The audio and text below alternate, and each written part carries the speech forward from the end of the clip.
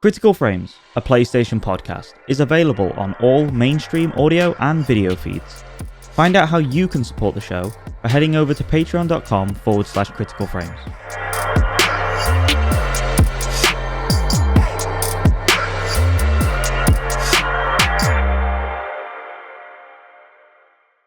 Hello, everybody, and welcome back to another episode of Critical Frames, a PlayStation podcast. Happy 4th of July, everybody! It's a holiday, and we're here recording. We got a few interesting stories, but mainly what we're excited to talk about today is our top 10 PlayStation games.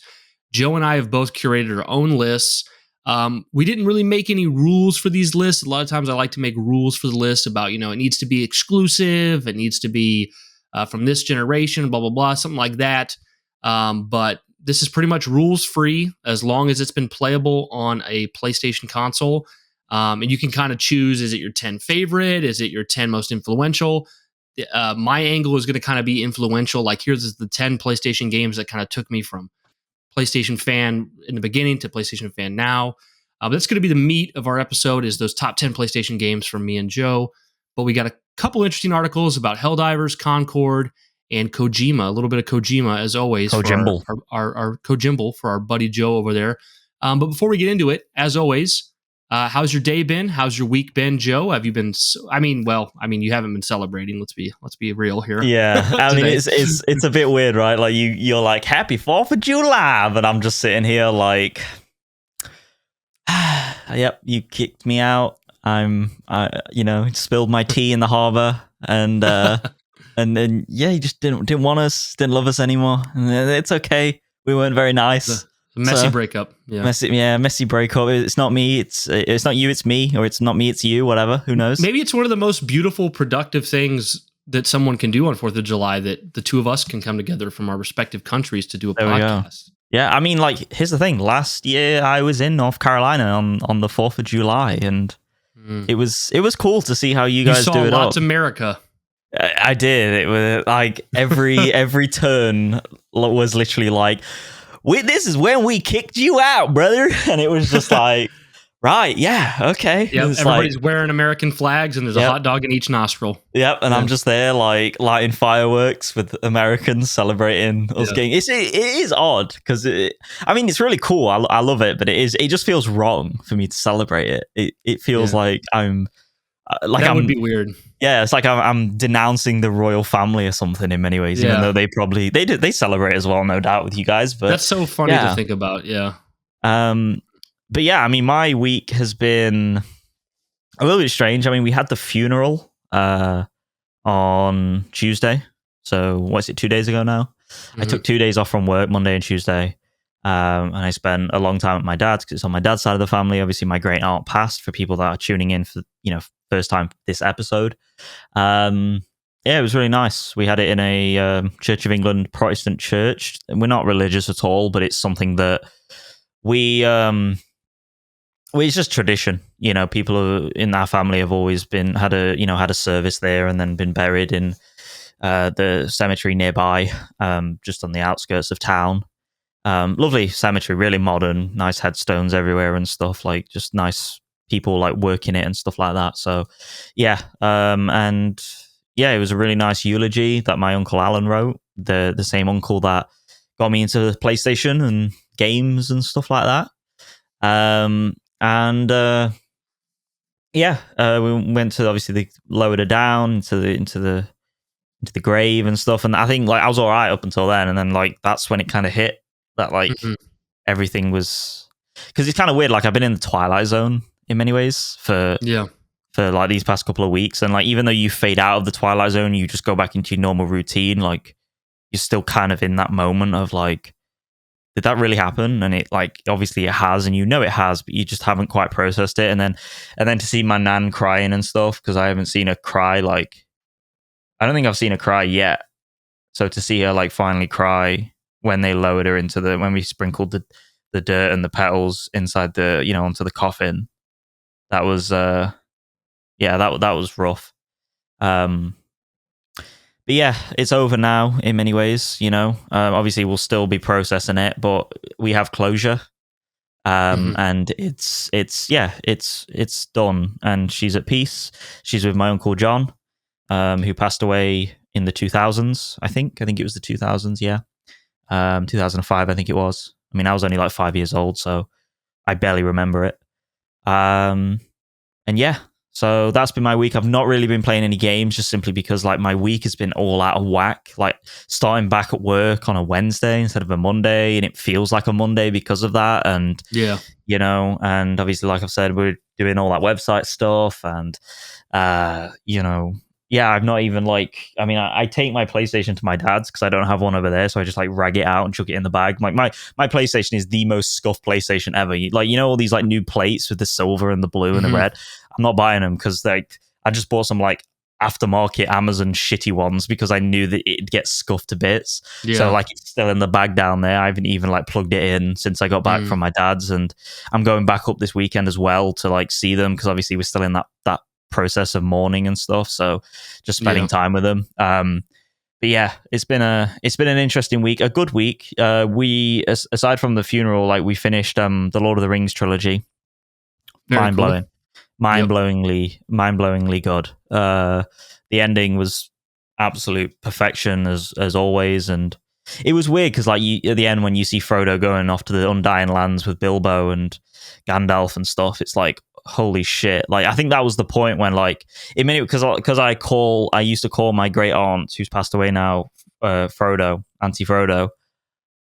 When he went to the Undying Lands, that hit me like much harder. I didn't cry or anything, but that hit me like 13 times as hard as like any other previous watch I've ever done, just because of that. Like going to the Undying Lands, it's like representative of moving on in many ways.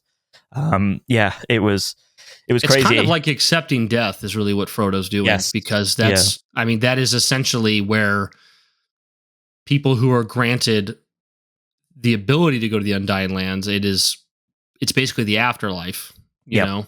Yeah. And it's genius that Tolkien came up with that ending because, when that quest starts off, it's like, if this hobbit just goes against all odds, and destroys the ring and is unscathed and comes back a hero, that could still be a pretty decent story, but it would kind of be like, like that's it. And then if he dies sacrificing the ring, that could be a good story, but it's like, man, I didn't want him to die. But then the way he chose it is like, okay, he makes it, he's heavily damaged internally and externally, and he makes it back home and he tries to live his life for a few years and realizes that he's changed beyond repair and that a part of him has died, and he chooses to peacefully move on into the afterlife. And it's beautiful and it's sad and it's heroic and it's everything. So I mean, I said to my dad at the end of the film when we watched it, I says, you do realize this Lord of the Rings is like a complete like allegory to Tolkien's time in the trenches, right? Like, you know this. And he's like, you didn't know it? And I was like, yeah. Like, if you look at the way like he does the marshes, the Deadlands where all the bodies are in the water and stuff, like that's synonymous with the trenches. And obviously, like you said, the brotherhood, the camaraderie between Sam and the love for one another in times of hardship, and like the sort of, I mean, obviously in the books, there's not a tower, is there? In the books, it's just a sort of presence, an evil presence of Sauron. Well, he has his Tower of Barad-dûr, but there's not an eye. There's not an eye. No eye. Yeah, and it's representative of an unknown foe in the trenches in World War One. You're fighting all these people who are ahead of you, but you can't see who the real antagonist is. In many ways, the true enemy, the true villain. Even though many historians would argue that in World War One there wasn't a bad person, it was just a sort of boiling, melting pot, things, a chain reaction in many ways. So it's an absolutely brilliant film. And the quote I wrote on the card when I put it in the coffin for Auntie Clarice from Gandalf's in the Battle of Gondor, the speech to Pippin, that came up, and my dad was like, that's it, isn't it? And I was like, yep, like that's what I wrote. He was like, that's really cool. That's one of those emotional moments from the movies. I think oddly enough, the moment that always brings me the closest to tears is when Frodo and Sam are sitting at the top of Mount Doom after they've destroyed the ring, and it all seems lost. And Sam is like, Rosie Cotton with what's he say, with Rosie Cotton with pigtails in her hair or something like that. He says, yeah, and he's like, ribbons in her hair. Yeah. He's like, if I was to marry anyone, it would have been her. And he's like, losing his tone, and he's crying. Yeah, he's like, it would have been her, and it's just like, you guys deserved more than this, like, and it's so sad. Yeah, it's a really good film. When it starts off, he doesn't have the courage to go up to her, but at the end of the movie, he's like, she's going to be my wife yesterday. Yeah, I'm making this happen. Up. So. Yeah, he gets up. He's like, basically, the entire Lord of the Rings is just Sam working up the courage to marry Rosie Cotton. Yeah, it's a macrocosm of just asking a girl out, but in real life. But just little things like Merry and Pippin like leading the charge to basically certain doom to buy time for Frodo and Sam to destroy the ring, and then the part where when the tower is destroyed and Sauron is defeated, and Gandalf is like crying and like he's been fighting this person. Can't believe he lived to see it, even though he lives forever all the time. So long. I mean, how long has he been fighting him for? Hundreds, thousands of years? Like, I would say definitely hundreds. I don't know if it would be over 1,000 because he came in the Third Age. So I'm thinking it isn't 1,000. I guess I should know that better. But when he died as Gandalf the Grey, he lived. He describes that he lived what felt like many, many lifetimes in between life and death, where before he was reborn as Gandalf the White. So it would have felt like an eternity. Yes, his life. Yeah, so. But it's just mind-blowingly good. Seriously, I mean, just the landscapes. I mean, like, as someone who climbs mountains and shit and like loves to summit things, seeing the scenery in New Zealand is like on my bucket list. Like just. Could you going imagine to if you mountains. won like a contest where you got to like go climb the mountains that they did in the movies? It would be so good. I'd love it. But, and then we watched not a very good film after that called Beast, which has got Idris Elba in. Okay, and it's got it's basically Jaws, but it's lions. Okay. Or a lion rather, just like this killer lion that is gone Sounds crazy. Kind of lame. Yeah, it is kind of lame. It was all right. The CG was fine on the lions, like it's completely CG lion and stuff. But overall, like, it wasn't that great, and it was just kind of like stupidly put together. But I feel like Idris Elba, every time like somebody brings him up, I'm like, that's the dude who had a 10/10 stellar performance in a video game, but never a movie or a show. Like, all of his movies or shows are mostly not very good. Yeah, I mean, like, what has he actually done that's like mind-blowing? The original Pacific Rim, which has a cult following. Yes, but like, he's not praised for his performance in that. He's not. He was on The Office. Yeah, yes. He was on The Office as a character. Yeah. He was in Dark Tower, which most people think sucked. He's been in a lot of stuff. I can't remember all of it, but I like him a lot. But he was in Suicide Squad, which was cool. I liked him in Suicide Squad. Yeah, that was cool. But yeah, like, I mean, I'm looking through his like repertoire now, and it's just kind of like, yeah, cool, I guess. But so that's been my week in many ways. Not played any games, much to the behest of the listeners. But overall, it's been a productive week, and one that needed to get out of the way to move on with life. So what about you, Brian? Yeah, no, I'll just say, based on what you were saying about like the funeral and stuff and I said a little bit of this in the Discord when this was going on, but like, it was so strange because when my father-in-law passed away late last year, we had the funeral, and you do all the at least at ours, like the preacher speak, and everyone went and viewed him in the casket, and then we drove to the graveyard and said our final words there, and then left. And then we went to the church for like a after funeral like get together to eat and fellowship with each other. Yep. And during the funeral and the fellowship eating, I felt like a lot of warmth because it was a lot of people that cared about me and my wife, cared about my father-in-law, all coming around and bringing the spirits up, lifting the spirits up. But then once like we were done eating food at the church afterwards and all of the ceremony was done, and we had to walk to our car and drive out of the parking lot knowing that this was done, I felt a really like sharp sense of like sadness because I was like, it just felt, it didn't feel right. Like it was like, we spent like 2 hours, 3 maybe between the funeral and eating. And then like, that's it. Like you can't go any further with this person. Like you can take their body to where they're going to be buried and you can spend time around others talking about them. And then you leave and you go back to this life goes back to normal. It has to. And it felt like that felt weird for me for a while. Like driving home, I was like, I don't feel good about this. But I mean, it subsided quick enough, but it was just like, that's it. Like, because you're like you said, you're getting closure, but like the closure has to close at some point. It can't be, you can't have a 10-day funeral where it's just every day you wake up and go back. Like you need to move on. Yeah. So. Yeah, 100%. It's strange. I mean, mine was, you guys call it a fellowship over there?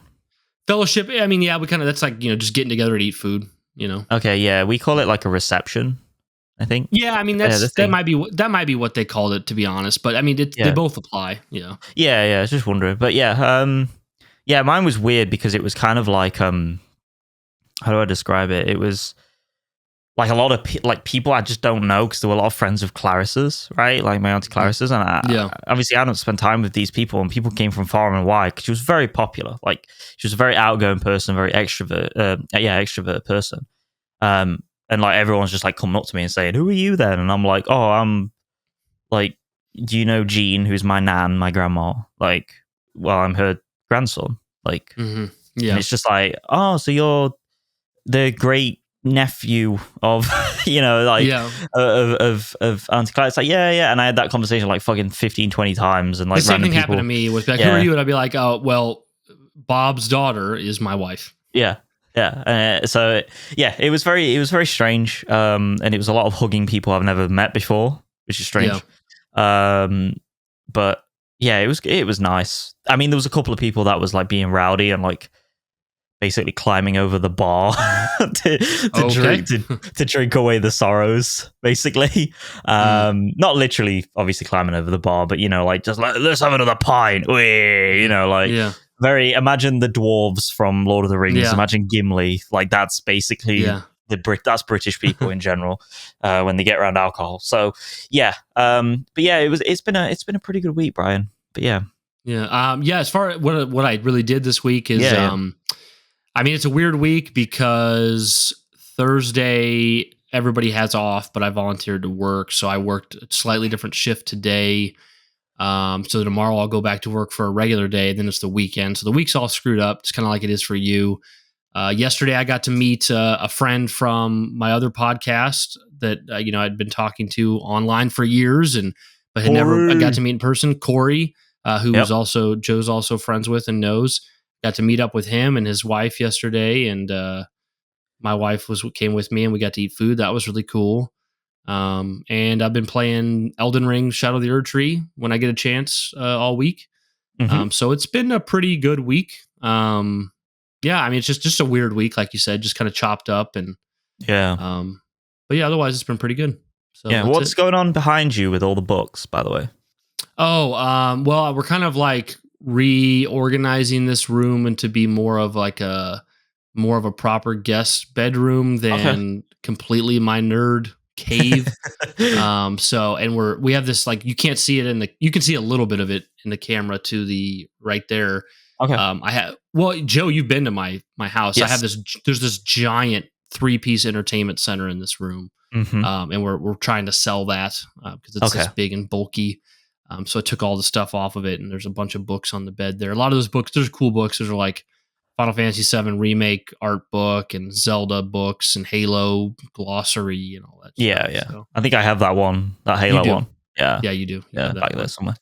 So today, guys, we're going to get into 3 quick stories about PlayStation, and then we're going to go into what we've been playing. And then we'll go to the final bit, which will be the meat of the podcast, which is our top 10 PlayStation games. So that's pretty exciting, but let's get into it. You ready, Joe? Let's do it.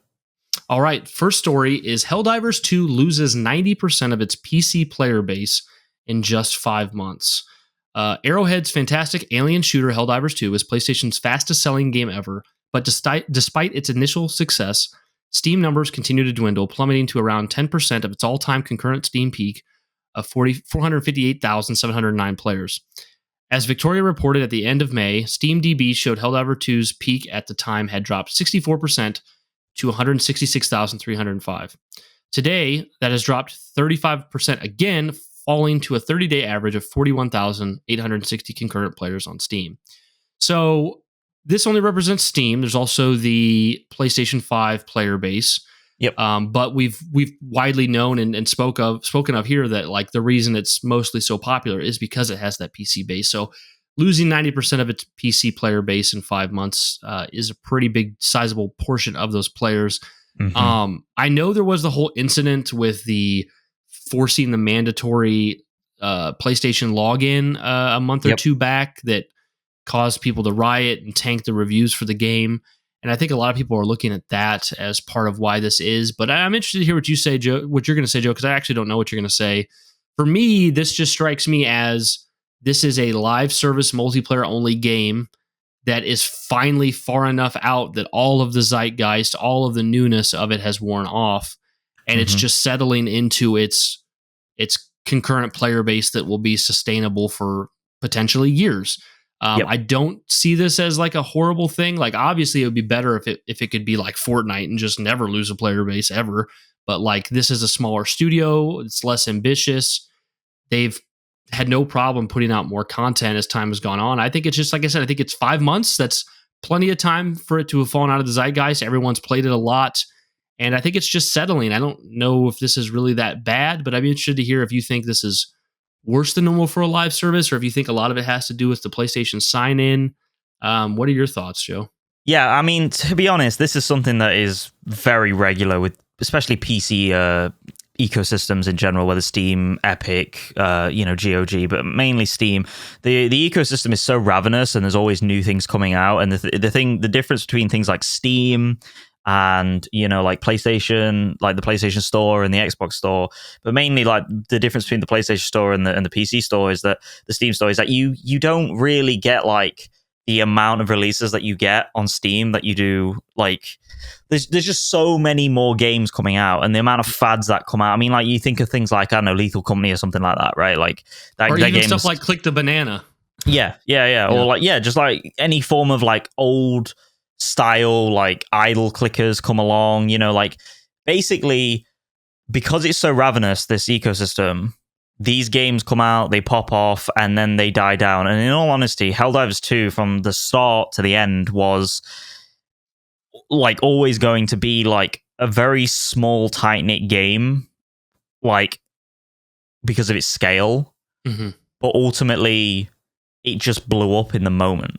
And this is the case with like so many games. I mean, like that's why one of the reasons why like things like Overwatch back in the day was so like mind-blowing, because it was a game in the PC market that came after Counter-Strike, came after big Steam releases, and was able to hold its own in an ecosystem that was very ravenous and very like quick to kill, not necessarily kill things off, but move on and leave things in the dust for the new hot, the new shiny. And if you look at the Steam player charts now, it's like, as of 1 week, it's holding like strong between 40 to 45,000 players. It does dip to maybe 16 to around 20k, when it's obviously off peak times. But ultimately, like, and here's the thing, like the highest point it was since June, 12th of June / 13th of June, that was 91k. It dipped slowly into 34,000 by the time of the 2nd of July. And then ever since then, it's been rising back up to 44,000, in the 2 days since then. So I think this is where it's going to sit, in all honesty. It's had its explosive moment. It's had its out the gate kind of zeitgeist. The memes have died down. People's interests have changed. I mean, like, Elden Ring has just come out. So a lot of people have moved on to that, These games that live in the zeitgeist in many ways, even though they're completely different games, the biggest comparative is that they are zeitgeist kind of games. Elden Ring DLC is a zeitgeist kind of game. Helldivers 2, zeitgeist. This is not something that is mind-blowing to me in any ways. I don't necessarily even think the Steam review bombing because of the PSN requirement signing up thing was even a factor, in all honesty. I agree. Yeah. I genuinely just think that this is just mellowing out, and the people that are playing it now are your most avid fans of Helldivers 2. And these are the kind of people that will continue to support it until its next big update, when more people come along potentially. And to be honest, I think 45,000 on Steam is enough for a game of this budget. They've already made so much money back, Yeah, I'm sure when they came out, they were projecting the amount of copies they would have sold by 5 months, and the amount of copies that they would have sold by 5 months projected was nowhere near what it actually is. Yes, I think they struck gold. It was lightning in a bottle with this game, and I don't at all think Sony's worrying right now. I don't think Arrowhead is worrying at all. I think they are happy. I actually probably think that in many ways they are happy that it's died down a little bit, because they're out of the limelight. They don't have to worry about the server issues necessarily anymore. The eyes of the world aren't on them, and I think they can just work on making a fantastic game still, keep the fantastic game going, keep supporting it. / maybe they're making another game as we speak. Who knows? Maybe this game can be not maybe. It's kind of a fact. This is the game that'll support their next game. Yes. But not just in a we made a profit and we're done way, but in a way that has ongoing profit. Exactly.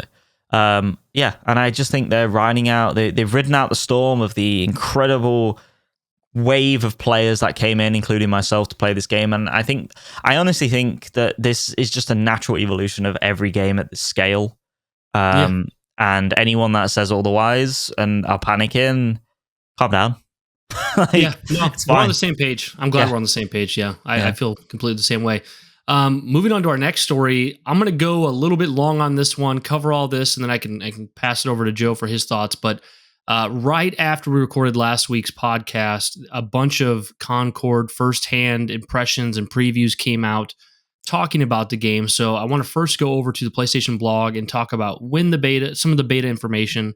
And then we're going to go into, I handpicked 3 different previews, going to read some of the thoughts from those 3 previews and then kind of share our thoughts on it.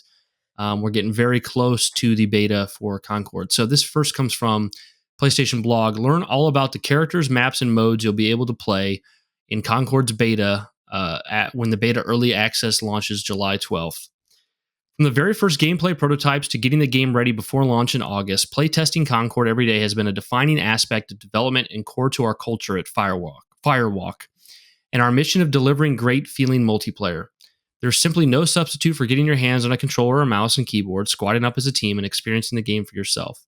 That's why we're excited to share that your first chance to play Concord during our upcoming beta is just a couple of short weeks away. Here's everything you need to know. Concord Beta Early Access July 12th through 14th, and Open Beta July 18th through the 21st.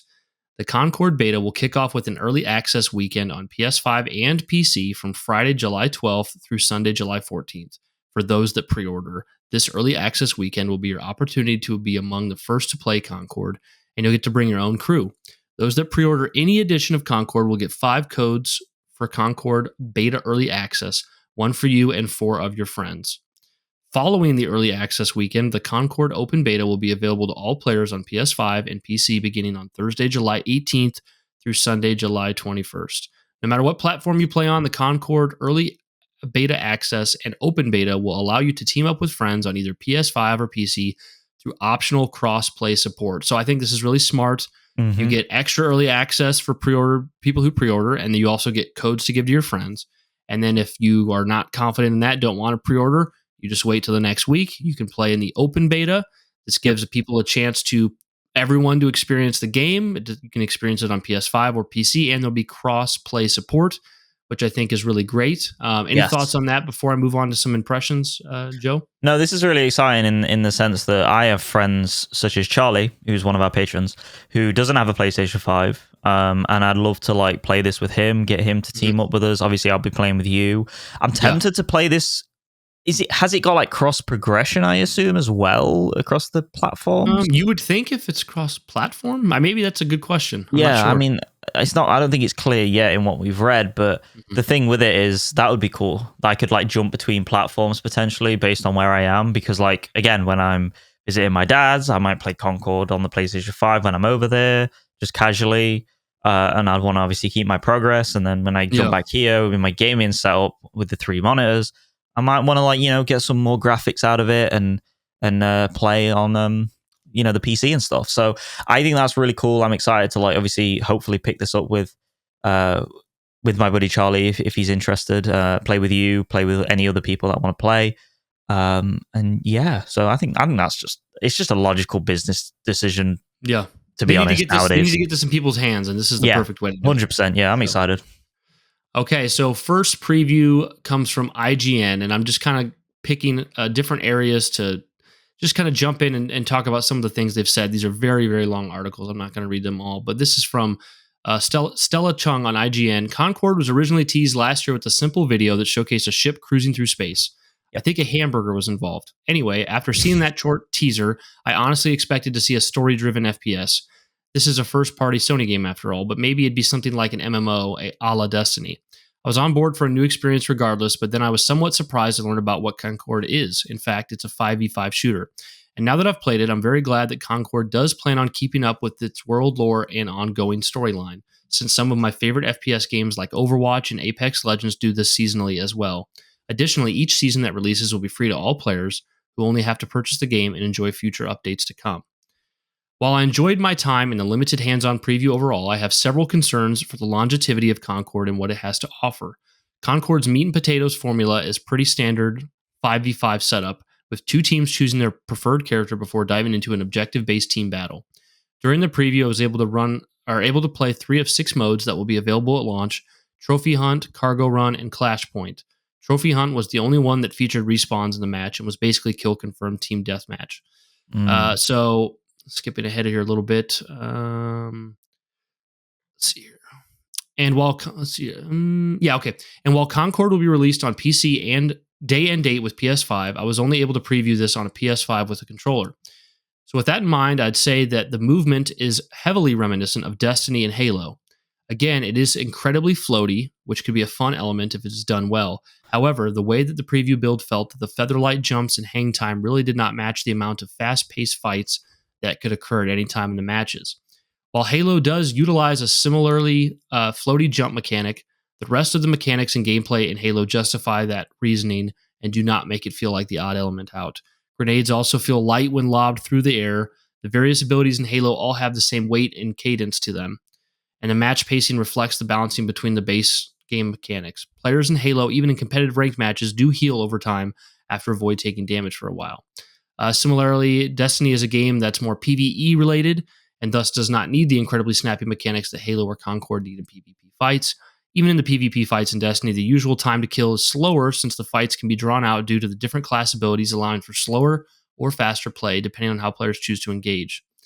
Each class has different movement capabilities and healing abilities that ensure match pacing stays consistent throughout. So the problem in Concord, at least in this preview version, is that it takes little pieces from games like Halo and Destiny and mixes them together in a formula that doesn't quite come together for me as of yet. Concord actually utilizes the same type of dodge animation from Destiny that pulls you out in third person. While I liked this element in Destiny, in Concord it doesn't quite work because there's a brief but noticeable delay between your input of the dodge and actual deployment. This can make or break your life, since timing is everything in competitive play, and a single hesitation or simulated hesitation through the delayed input can punish you greatly. Sony says there will be 12 total maps at launch, so perhaps some of the game modes will feel better paced and optimized on the others when spread out. But the way things stand currently, most maps felt oddly mishappen. Some lanes were too long or big and barely saw rotations, while the second lane in another map would just feel entirely too small and cause prolonged team fights due to its claustrophobic size. So that'll be it for the IGN impressions. Let's go over to PC Gamer. I played 3 modes when I visited Sony for a preview session last week. One was a kill confirm style mode, and the other 2 were no respawn modes, where rounds were won either by playing an objective or eliminating the enemy team. In those latter modes, my team and I started rushing down different lanes and trying new strategies as the rounds progressed, the way you do in Valorant or CS2. It didn't feel much like playing Overwatch. With 16 distinct characters at launch, meta heads will have a complex web of synergies to chart. The characters are substantially different from each other in terms of mobility, deadliness, utility, and durability, and there are variations even within categories. One tank has 250 health and another has 300. I also clocked health pools of 220, 200, and 170 in the 10 characters I checked out. What makes Concord a certain type of shooter in my mind, its defining quality aside from the multi-tiered maps and floaty jumping, is its emphasis on quickly cycling through weapons and abilities.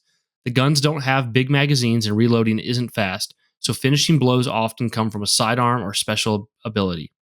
Haymar, for example, can hover over the battlefield temporarily and fires nasty flaming crossbow bolts, but they don't kill in one hit, and she has to load a new bolt after each shot. A good player doesn't rely on bolts, then following them with their flashbang orb to disorient targets before finishing them with a melee attack or with her other ability, Flame Wall.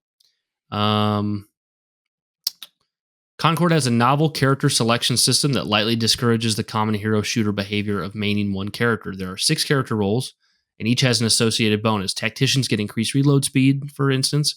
The interesting thing is when you pick a character with a different role between rounds or spawns, you'll keep the bonuses from roles you previously selected that game, increasing your power as it progresses.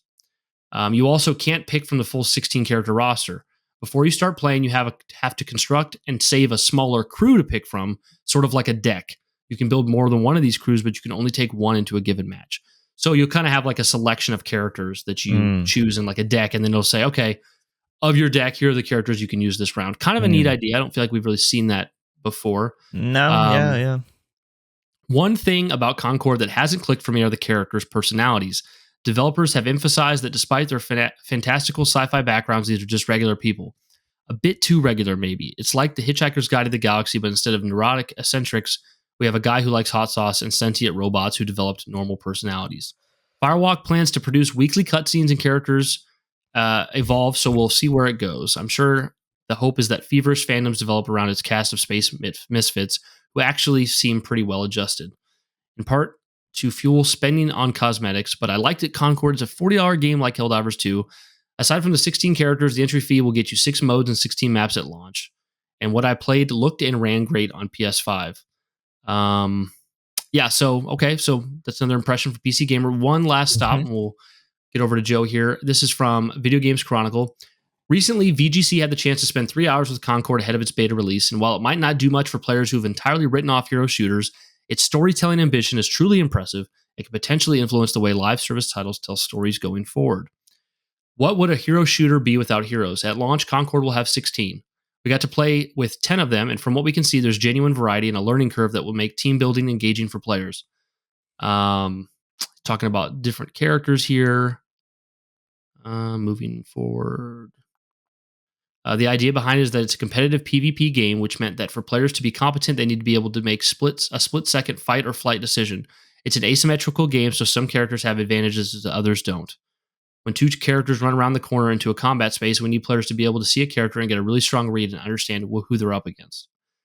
At no point during our session did we feel confused as to who was who and what we should expect from them. This is vital for that split-second decision-making, and the silhouettes of the characters feel varied enough to make even the busiest fights discernible for players.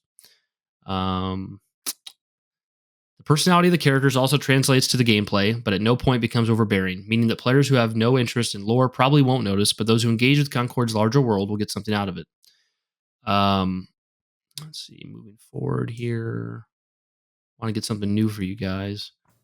In short, you don't win purely based on skills. Instead, you have to kill your enemy and then physically travel to that location in order to collect an item from their corpse. First team to reach this target score wins. That's kill confirmed. Talking about different modes. I'm watching the gameplay right now, Brian. It actually looks really fucking good.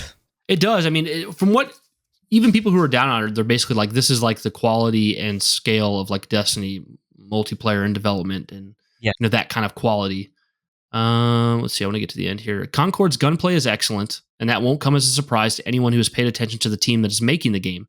Firewalk is made up of veterans from the biggest and best shooters of the last decade.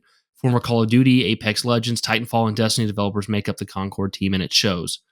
We were asked by colleagues following our time with the game to sum up how the shooting feels. It's most easily summarized as Destiny shooting with slightly slower movement and around double the time to kill of Call of Duty.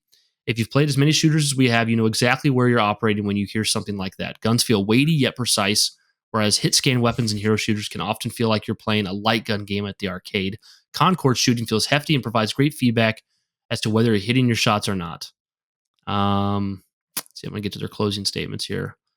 Our only hesitation is the scale of the content promised. If Concord starts off gung-ho with these consistent cinematic vignettes every week, that's a cadence that Firewalk can't really afford to drop. Marry that to the expectation of content like new maps, and it's easy to see a world in which the team gets overwhelmed.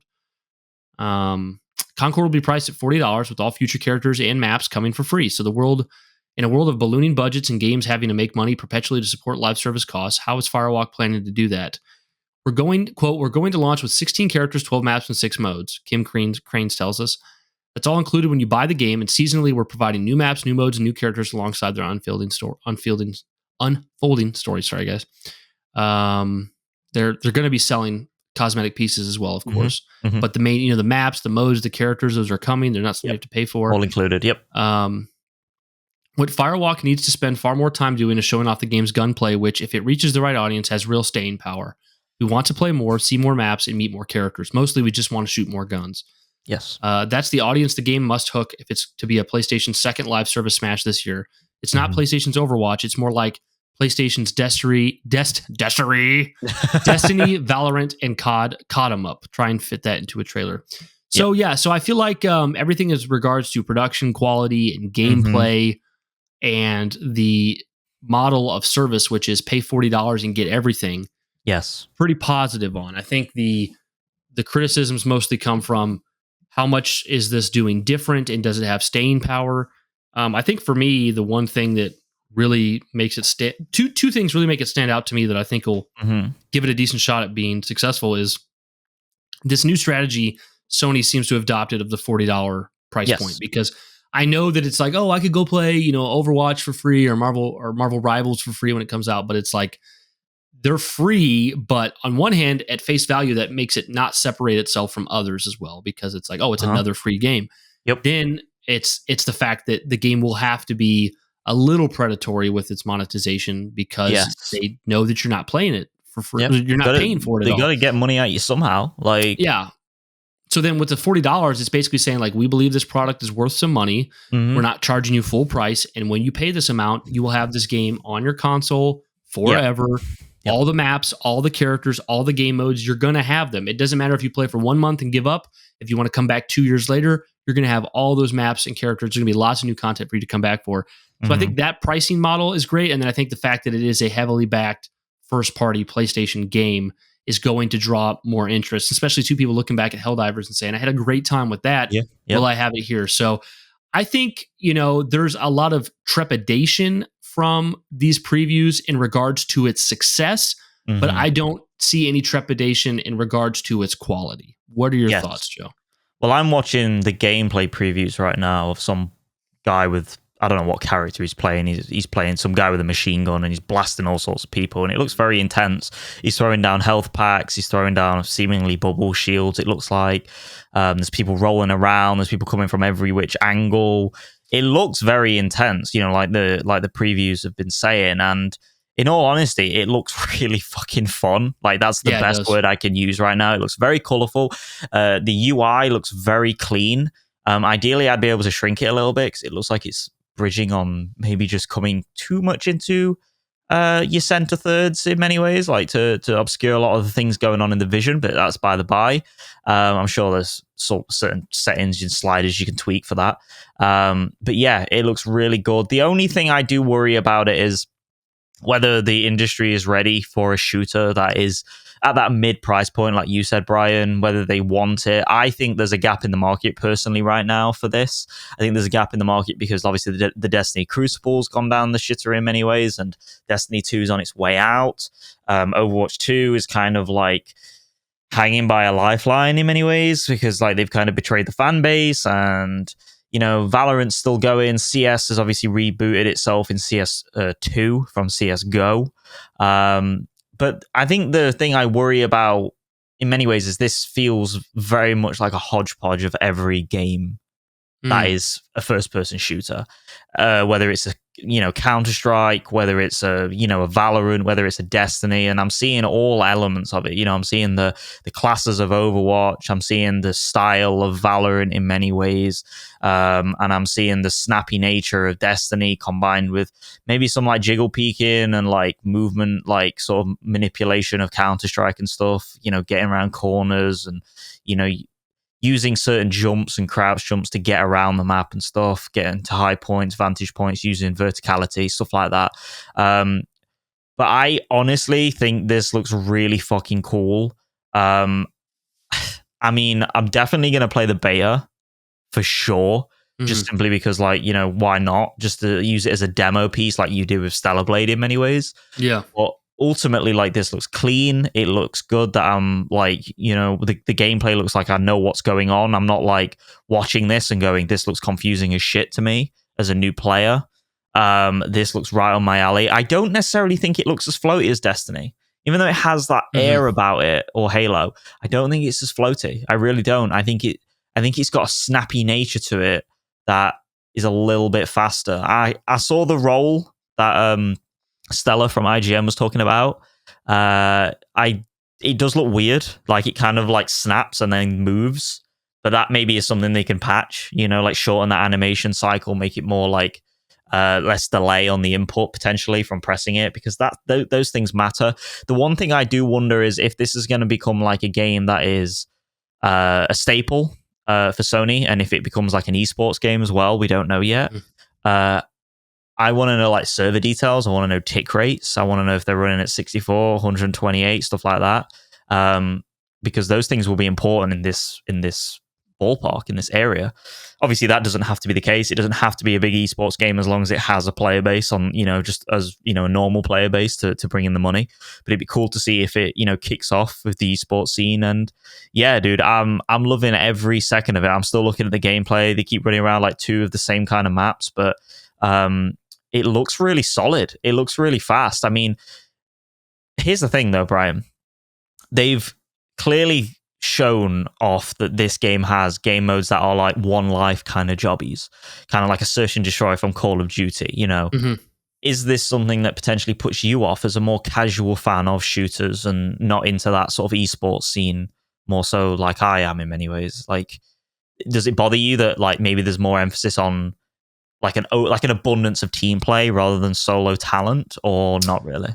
No, that doesn't bother me at all. Honestly, I think the thing that, and I'm a different case than your average like competitive first-person shooter gamer, but one of my biggest worries would actually be so I didn't even mention this, but like I listened to like Kind of Funny's impressions playing this, and it was Snowbike Mike over there that played it, and he said that he was really impressed by how much fun this game was, and they asked it because he'd also played Marvel Rivals, and they asked him which of the two he preferred, and he was actually like Concord. It was a lot more fun to play, but he said his biggest worry, and there was some mention of that too in these other previews I read, was that are people going to be able to be attached to these characters? Like with Marvel Rivals, they're already attached to the characters going in.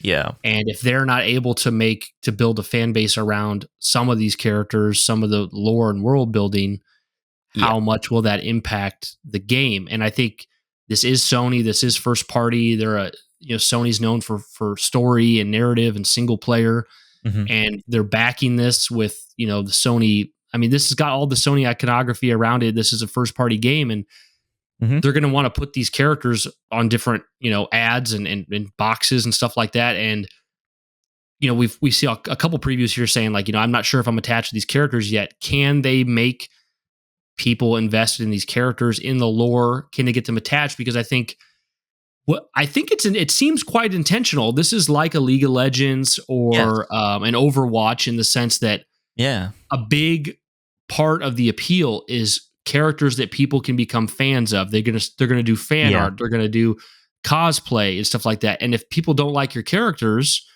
and it's not because, I mean, whether they're bad or whether they're just boring, I can see that really hurting the game. So for me, you specifically targeting me, what makes me as a mostly single player gamer most interested in this?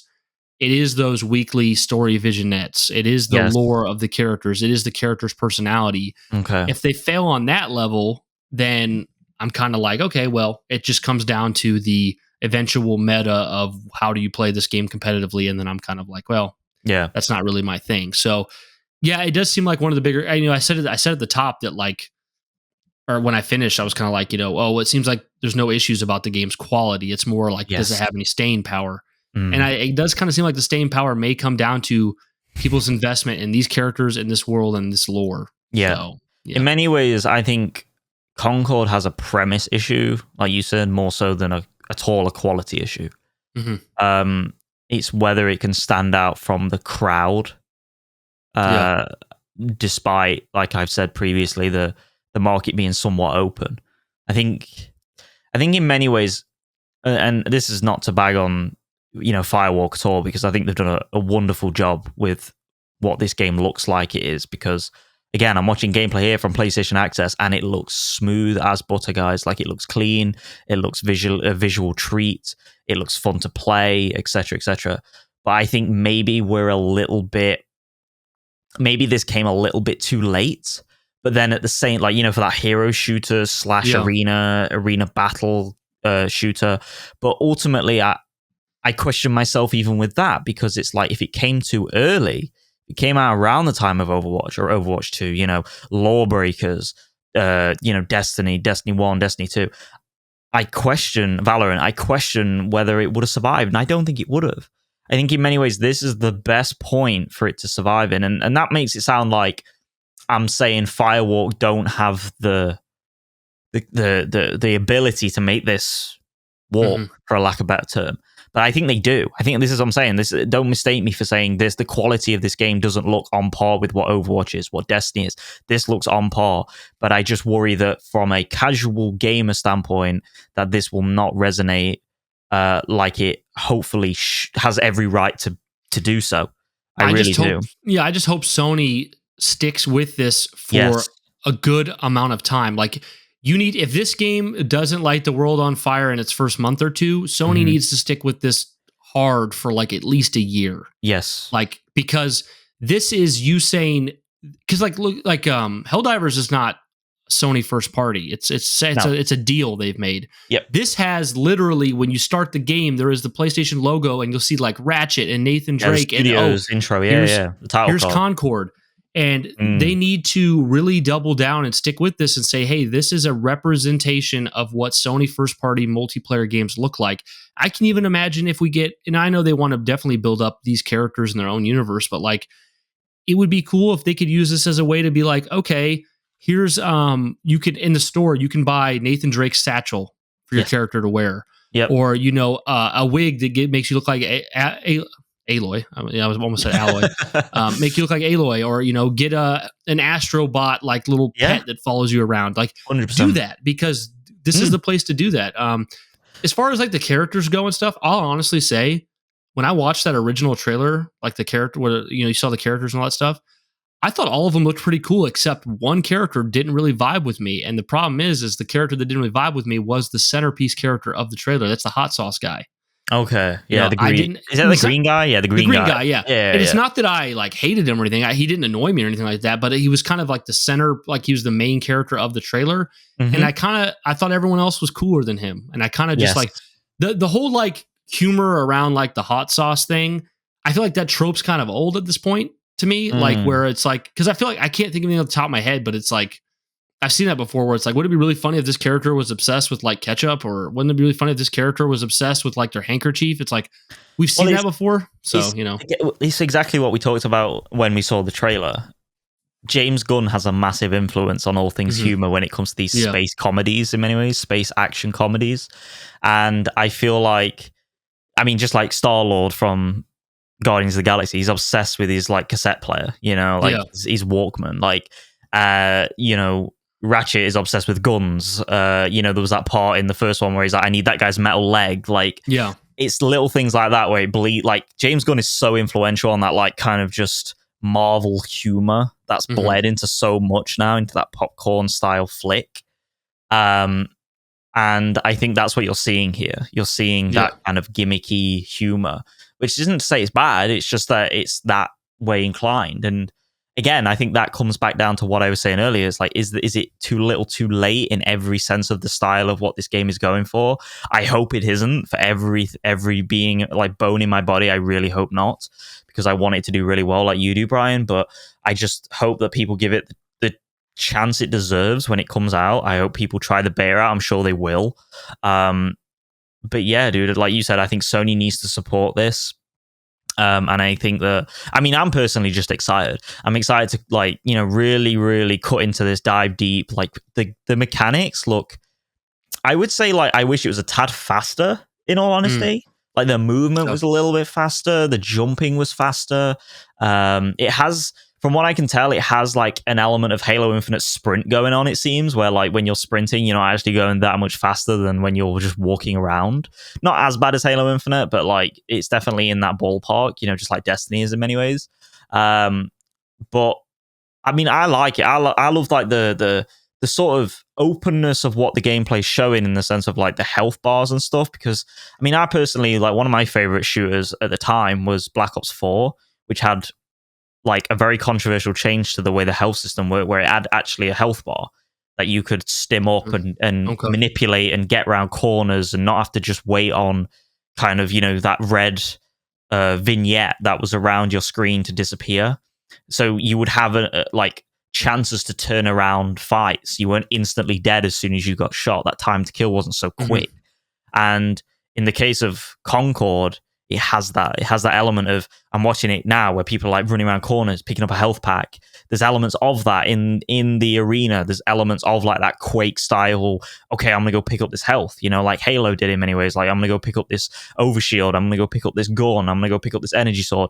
It's very similar in this sense. I mean, it's probably not as hands-on as Halo, where, like, people would rush for snipers and stuff, but I think that there's elements of various different shooters to really make a nice, like, amalgamation that somehow works, because a lot of these mechanics don't seem like they should go together, but from what I'm watching right now, they look really fucking good.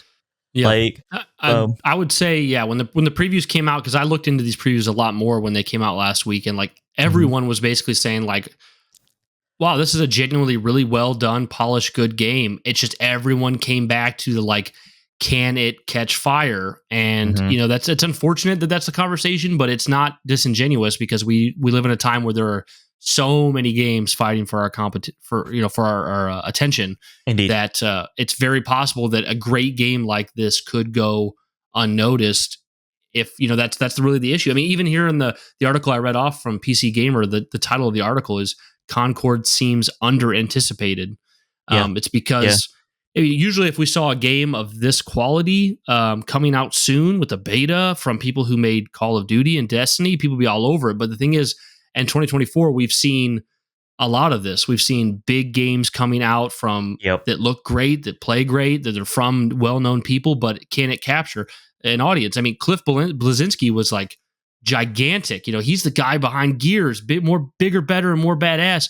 And he comes back out of retirement, releases this game free to play, Lawbreakers, and it tanks horrifically. Super hard. And there's really nothing wrong with the game at all. It was actually a good game. It was fun to play. It was beautiful, but it was just like it didn't draw people's interest, and they just went back to familiar old things. And that was it. Yeah. Battleborn was out at the time as well. And it was, I mean, was it 2016 that wasn't it? It was 2016 when that all came out. Yeah. I don't know. It's been a while. Yeah.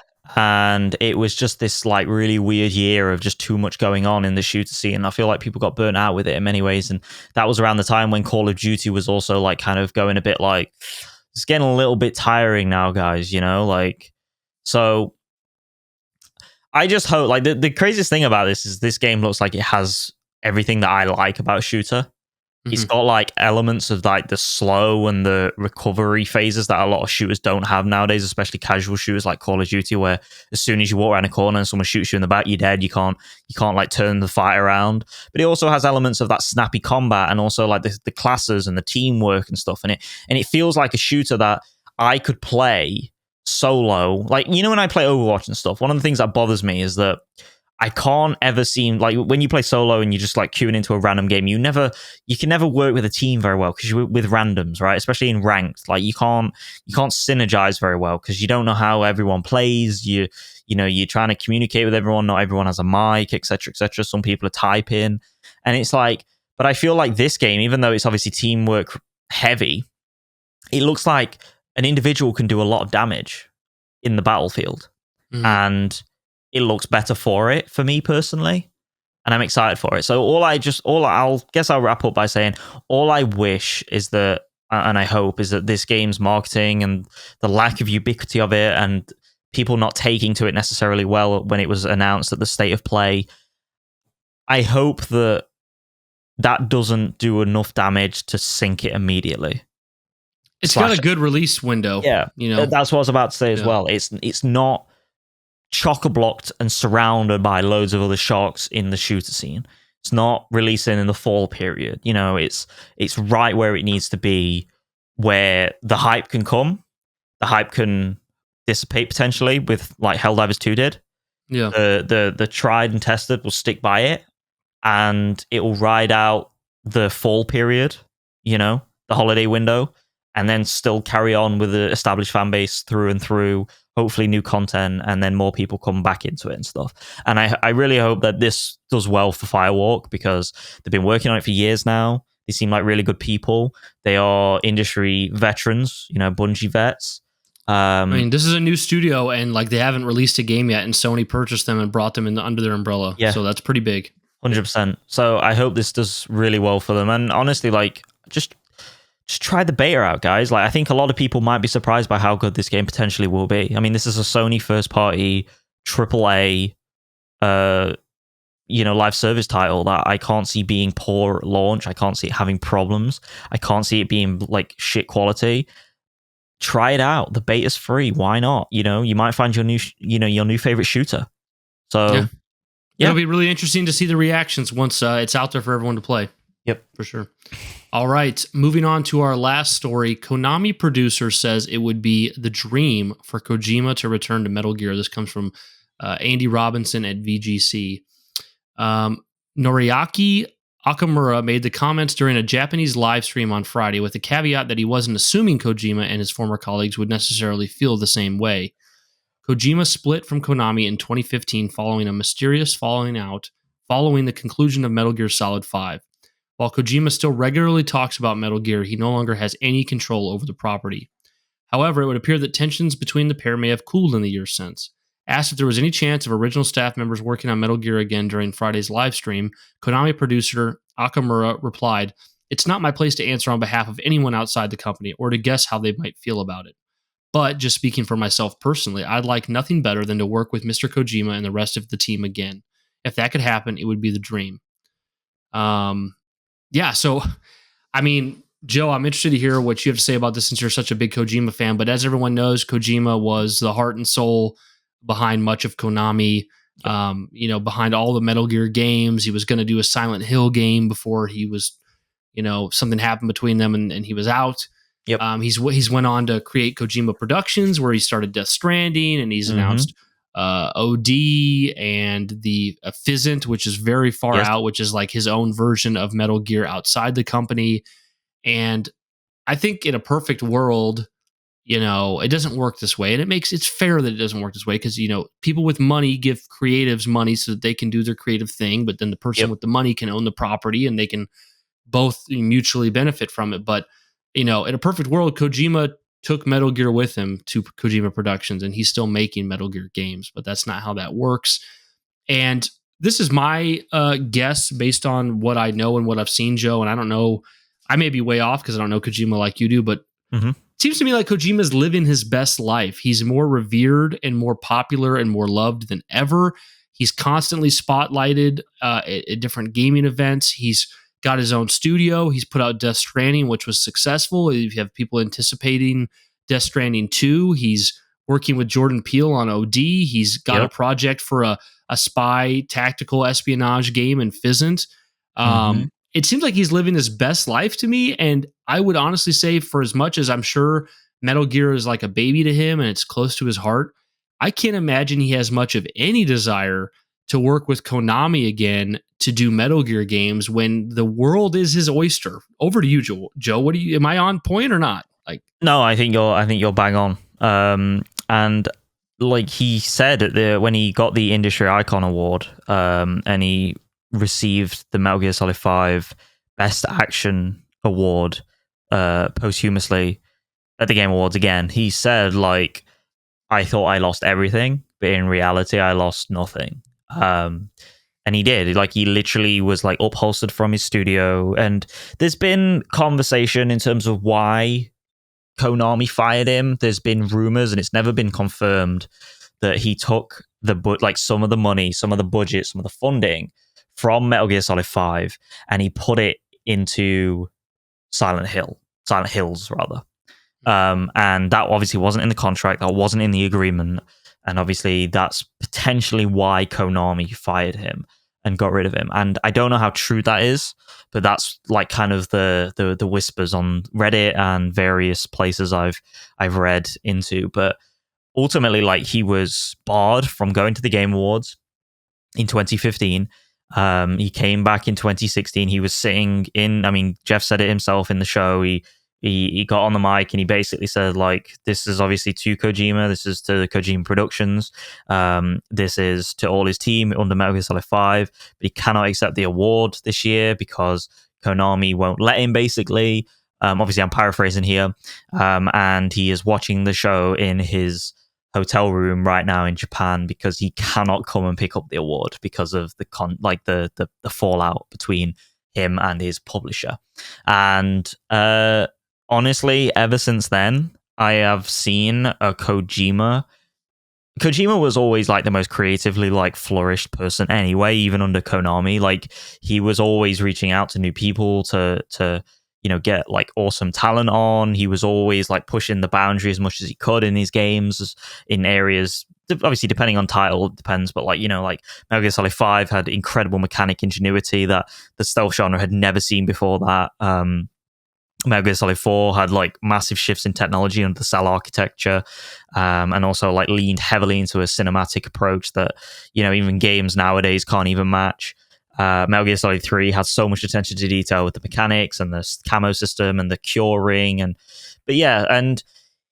he was never limited necessarily with his creativity, but in recent years, ever since he's signed with 505 Games to release PC Death Stranding stuff, and he signed to obviously Sony with Death Stranding on their platforms, he has been the most creatively unbound I've ever seen him. And if you go on his Instagram, you see like how free he is right now. Like, he's talking with so many people. He's meeting people from every industry in the world, particularly Hollywood. He's meeting George Miller, Keanu Reeves,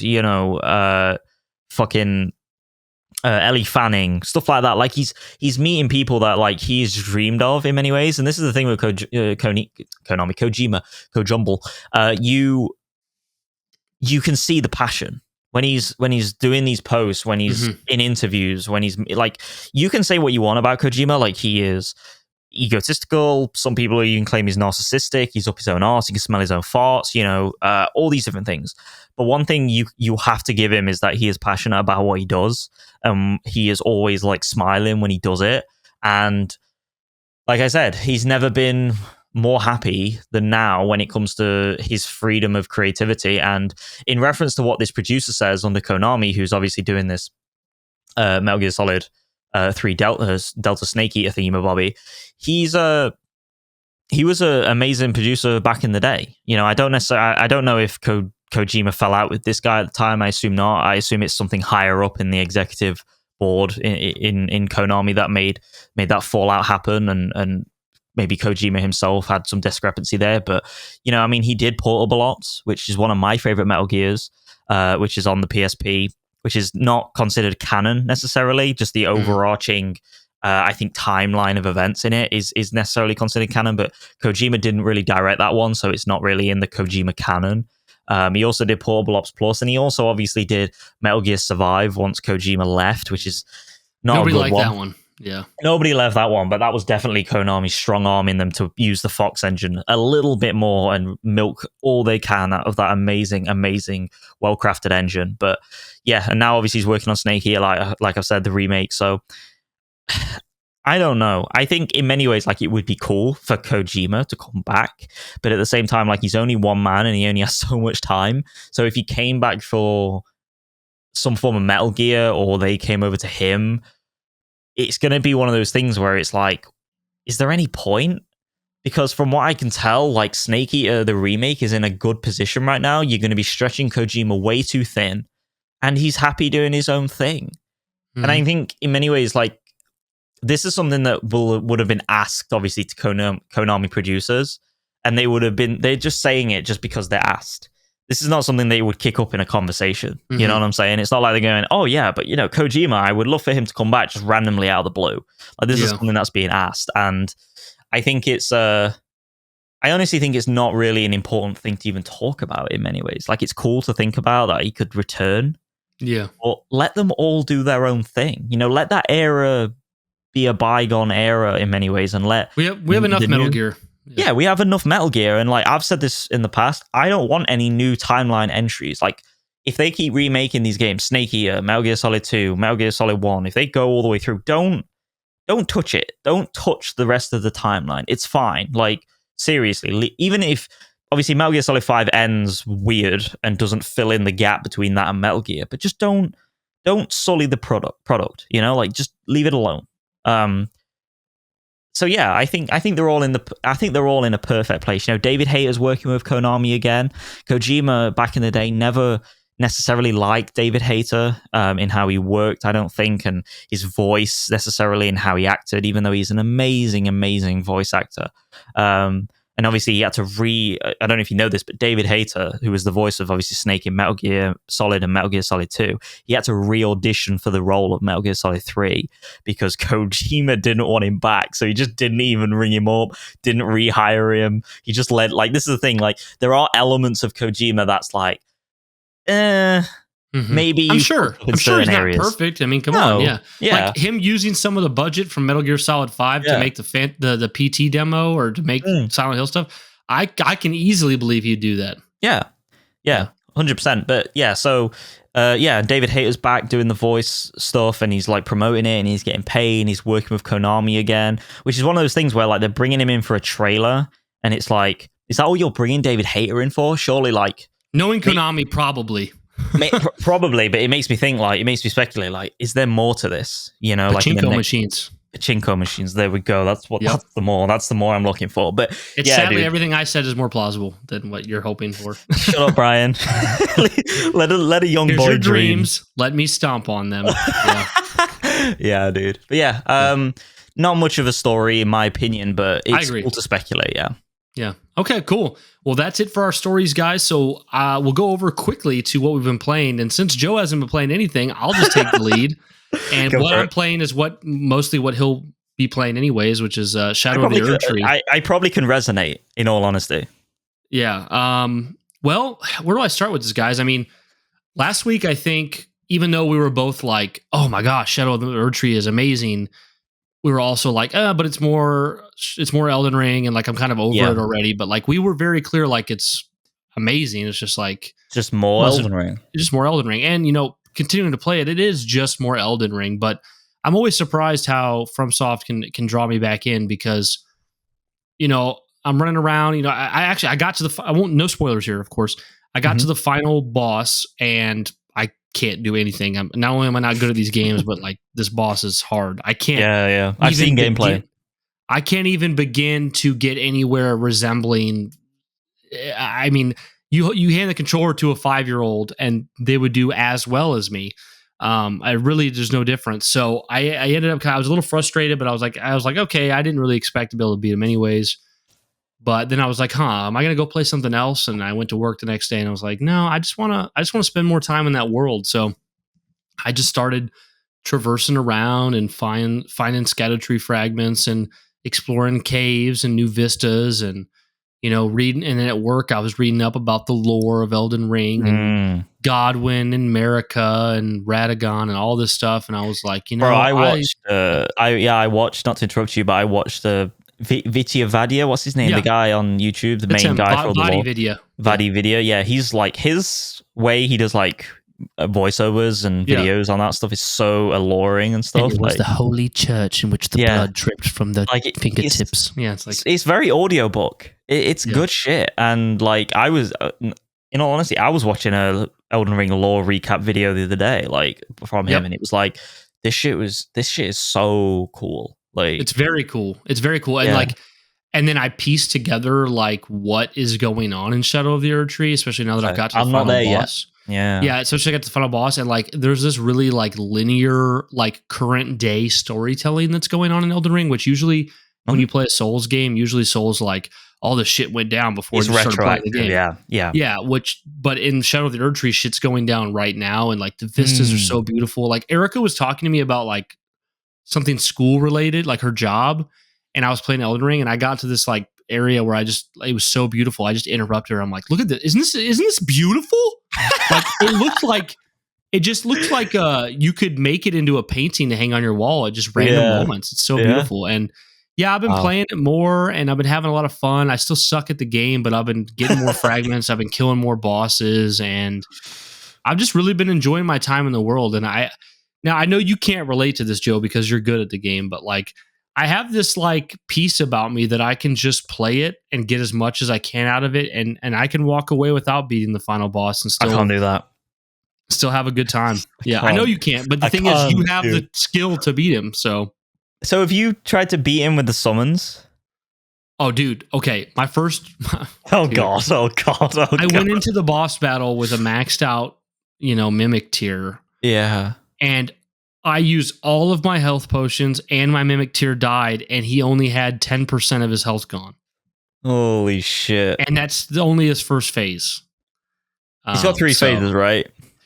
People said that, but it's actually only 2. Okay, it's actually only 2. Does he just vary up his moves? Maybe like 2/3 to his health? It's like he starts doing a certain thing at this time, but it's like it's still the second phase only. Yeah. Okay.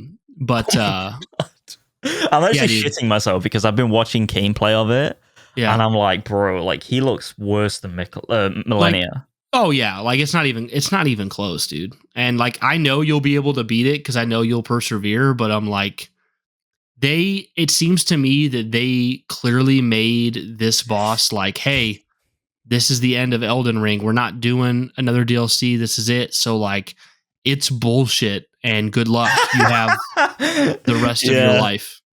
Because we're talking, like, if you read guides to like, tips on how to beat the boss, a lot of times when you read like tips on how to beat the boss and stuff for like Souls games, it'll be like, if you do this and you wear this and you do that, you'll really have a lot better time. And like you read like guides and stuff for this final boss, and people they're basically just like, you have like very small window to be able to dodge anything and very small window to be able to ever hit him. And if you miss too many, you're not going to be able to make it long enough to beat him. And it's like, like it's an attrition battle.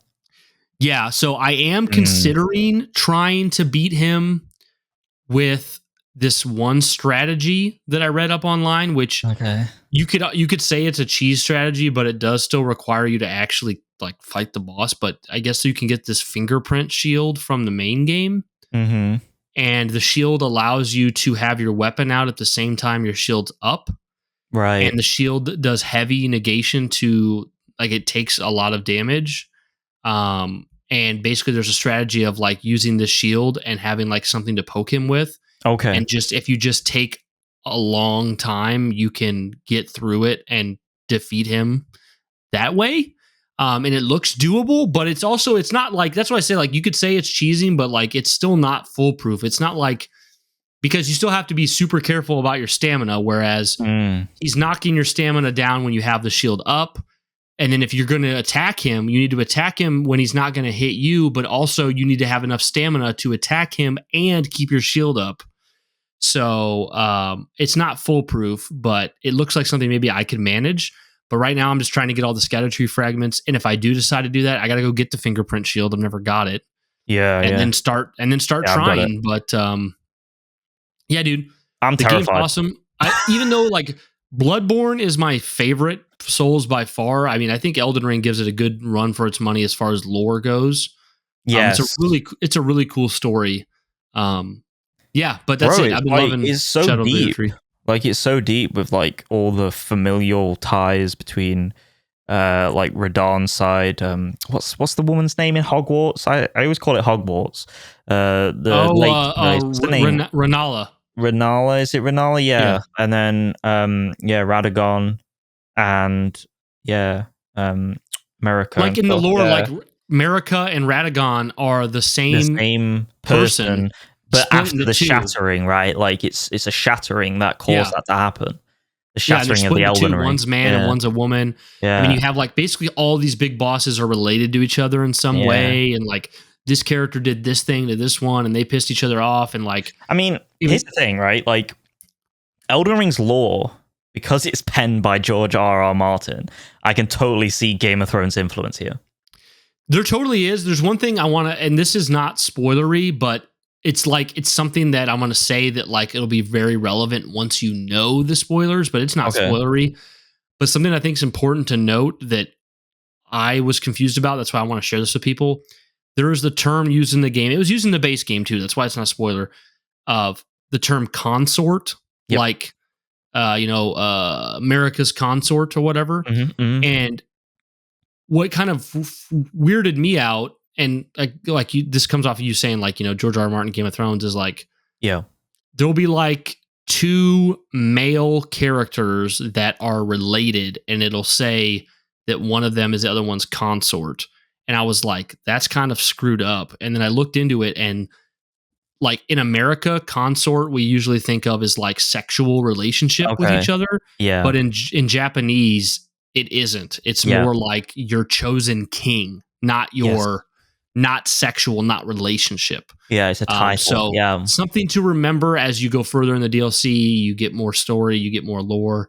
Consort, I know what you're referencing. It does not mean that there's like a sexual relationship necessarily.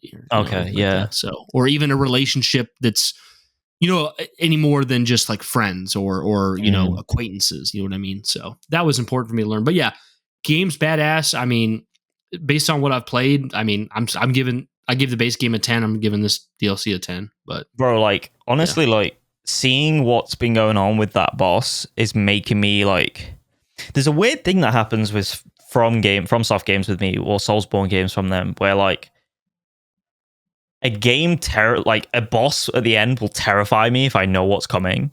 But I'm like, let's do this. Like there's a part of me that like gets exciting. So pumped. But then when you're like, let's do this, and you don't even get a quarter of the way down, you're like, fuck. Damn. But like, dude, like I'm like, honestly, like it's kind of like cringe, but like when I'm like in a fight and I'm like dodging and I'm moving and I'm like dashing and stuff, like especially Sekiro. Sekiro is like that Armored Core and Sekiro. Just peak gameplay from. It's funny because those are the two that are like not heavily Miyazaki backed. No, they are from. Do you love Dark Souls 2 also, Joe?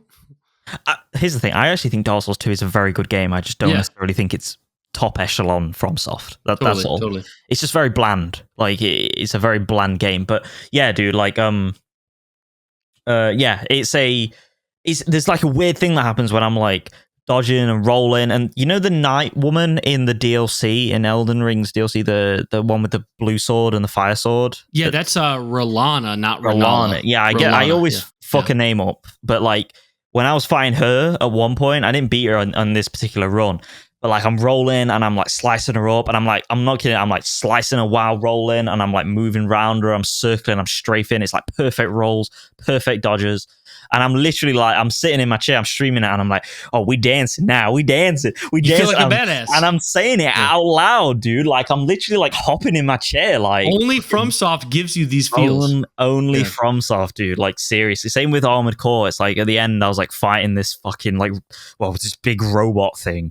Obviously this mech, and it was just this badass mech, and she was like, I can't believe you're so strong, and I'm like just absolutely destroying her with machine guns, and it's just like, and I'm like boosting into her and like kicking her in the face and shit and backflipping off her. It's like, oh, it's so good. But yeah, dude, mind-blowing series, mind-blowing soft. How hard? This is on Yeah. topic. How hard? Like you said, like you can't ever like move on from a game without beating the bosses.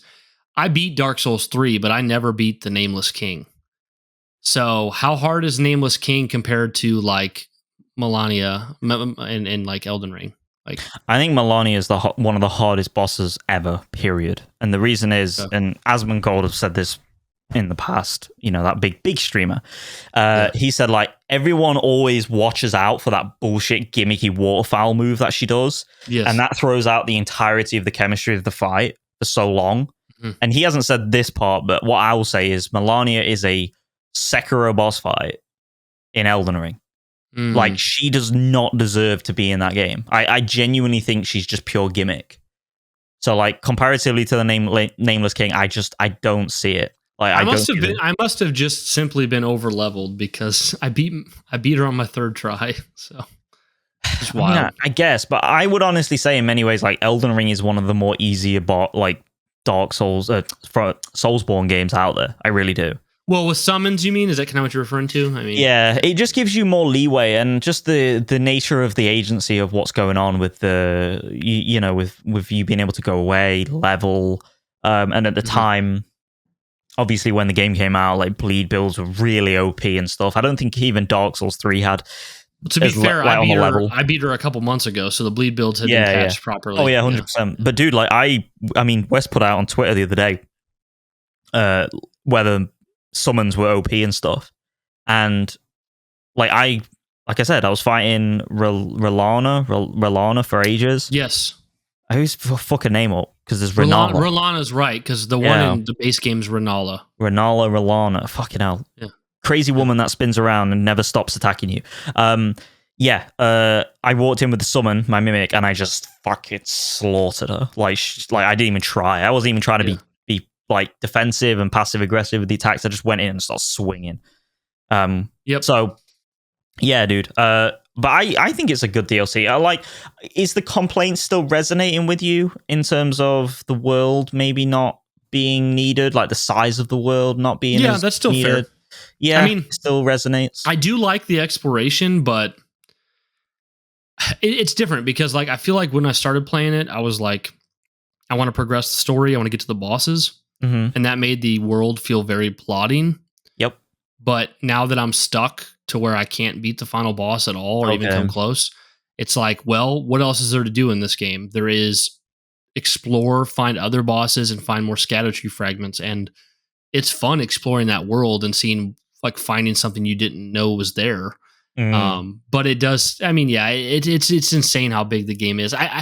Ultimately my point still stands. Like, I love like Bloodborne and Souls and like the other games more. Because they are focused. They still have that sense of discovery and secrets and extra bosses and shortcuts, but it's all boiled down to a very tight, awesome experience. It's like Bloodborne and Dark Souls 3 and Sekiro. That's like Resident Evil 4. It's like, boom, 10 to 15 hours. Done, sorted. All good shit, you know? But then you get to Elden Ring and it's like bloat.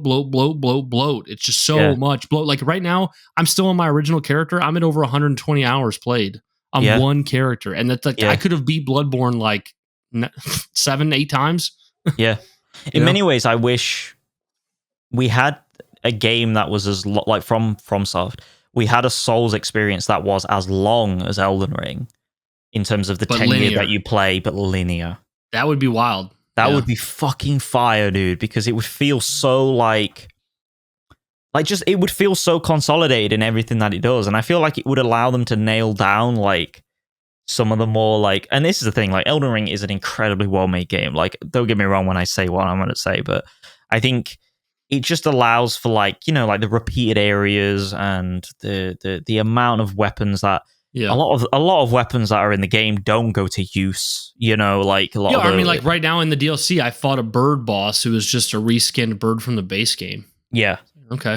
Yeah. I think the last boss I fought, I was in a cave and I fought like this in like this fire area, this lava area in this mine or whatever. And I just fought Oh no, that wasn't it. No, it was in a blood area. It was in like a blood cave, and there was like, there was blood troll people that wander around kind of near the start of the game. I was wandering around in that cave, and I just fought a bigger version of those that was a bit more aggressive, and it was just like, right, okay, yeah, cool, killed him second go. Yeah. Like, so it just, a lot of it just feels like it falls by the wayside. Can you imagine though, okay, there's a lot of repeated content just within that single game, but for people who have never played a Souls game and Elden Ring is their first, it must feel impossible. There's this much content, like fresh and new all to them. I think it's intimidating. I mean, dude, this actually brings up, like, I can't believe I almost forgot to mention this. Like, I have a friend, Owen, who I go camping with, and he's gotten back into Elden Ring recently, and he started all the way from the start because he's well out of the whack of playing it. And he messaged me like, dude, I need you to tell me where to go. And I'm like, brother, like, I can give you directions. I can give you a wiki link in terms of the advised direction, in terms of what areas are hard and where you should progress to and stuff. But in all honesty, Elden Ring is not a game where you just kind of, like, you can do it if you know what you're doing and you know the mainline routes, obviously. Mm-hmm. But like, seriously, like, you don't just go a golden path. Like, you just go everywhere. Like, that is your experience. That is Elden Ring. Play until you're done, and it's 100 hours. Yeah. Like, that's how they want you to play. They want you to meander around, taking the sides. It's the Souls Breath of the Wild. That's how I've always seen it. Yeah, that's bang on. And he's like, bro, like, I sent him the link to the wiki, and he was like, bro, I'm not reading that. And I'm like, bro, like, if you think I can give you any better, like, I literally was like, right, you need to go to Stormvale Castle. You need to go to the lakes and kill Hogwarts Lady. And then you need to go to Altus Plateau. Then when you fuck around in Altus Plateau for a little bit, make sure you rest. Then you got to go back to Radon. I left it at that, and he was like, fucking hell. And I was like, dude, like, you can't ask for like fucking a tutorial on the navigation of Elden Ring. You just have to kind of meander around. So yeah, dude, it's very obtuse to get into in many ways, for better and worse, because for people like me and you, Brian, and people that love Souls games, we just revel in that shit. Like, it's like, oh, this is so cool, Obviously we have our complaints, but like, when I was playing Elden Ring for the most part, there was never a point where I was like, oh, fucking hell, I'm sick how long this game is. Like, in the moment, I was loving it. It's the same with the DLC. When I boot up the DLC, I might say odd stuff like, why am I just wandering around this world when none of my progress matters, etc., etc. But ultimately, like, me sitting there and being like, this is still fucking dope. I'm playing one of the best games I've ever made. So, yeah. But yeah, aside from that, I've not been playing any games, dude. Like, it's weird. Zero. Yeah, I got a feeling you'll play some within the next week. You'll get around to it. Yeah, I want to play like Stalker more, in all honesty. But I also kind of want to play Jedi Survivor. But I was playing that on stream, and I just don't know when I'm going to get around to streaming it. So I might have to like take that as an off-stream game now and just finish it off-stream. Yeah. Because I've got Elden Ring DLC on stream. So yeah, you could be confirmed. Do Survivor off-stream and then do Elden Ring on-stream. Dude, Survivor wasn't clicking with me. That's totally fair. What I really want to play right now more than anything is Nier Replicant, because since I beat Automata, but it's $60 full price. So I'm just I'm surprised by that. It's a PS4 only title that came out 3 years ago. So and Automata is full price, is only $40. So I know this came out after, but yeah, if Replicant goes on sale for $20 or more off, I will buy it immediately. Whether I have the money or not, I'll just charge it. So we'll just wait for another Death Stranding sale and buy that. I should have bought it, I guess, at the sale, but like I didn't want to. It was down from 60 to 30. That's still quite pricey. Yeah, I was just like, the game's pretty old by now, and like most people who were gonna play it or have played it, I thought. So I was what I'm looking for is like the director's cut PS5 version for $19.99 or less. You got to get that one. Like, even like this.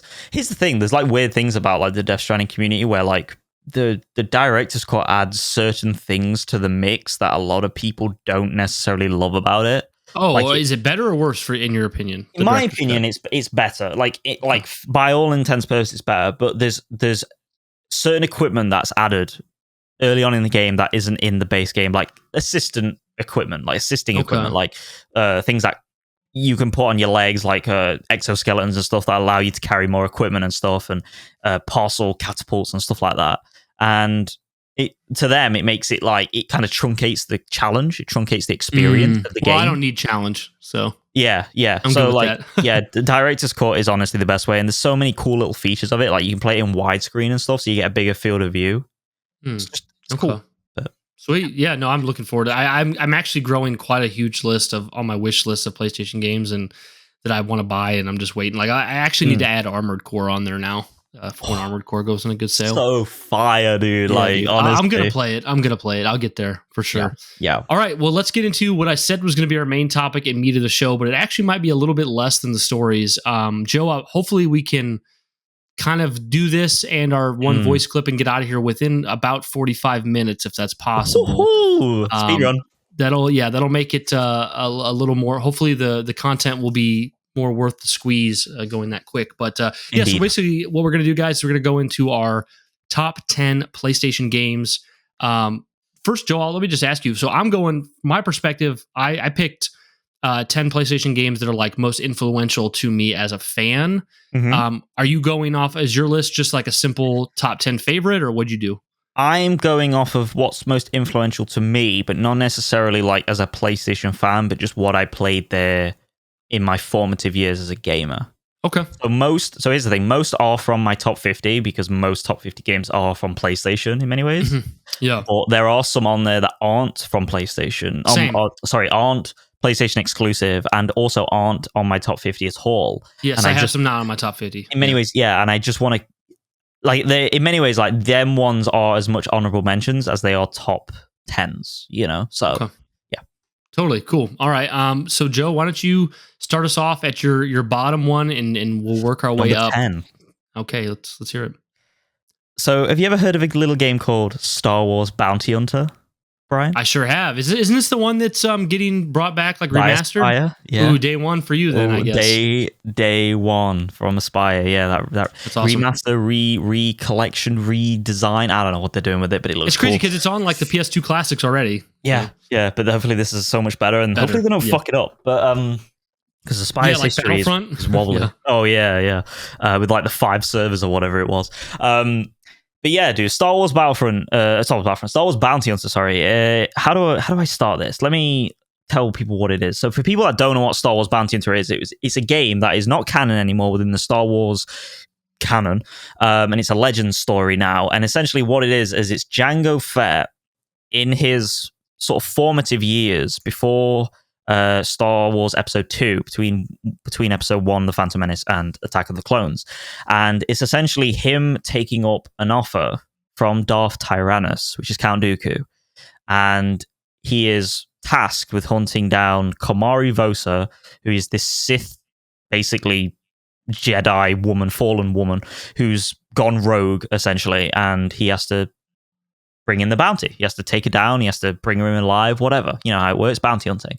And it's this game that is an action platformer that has extreme levels of verticality for its time and just amazing gameplay.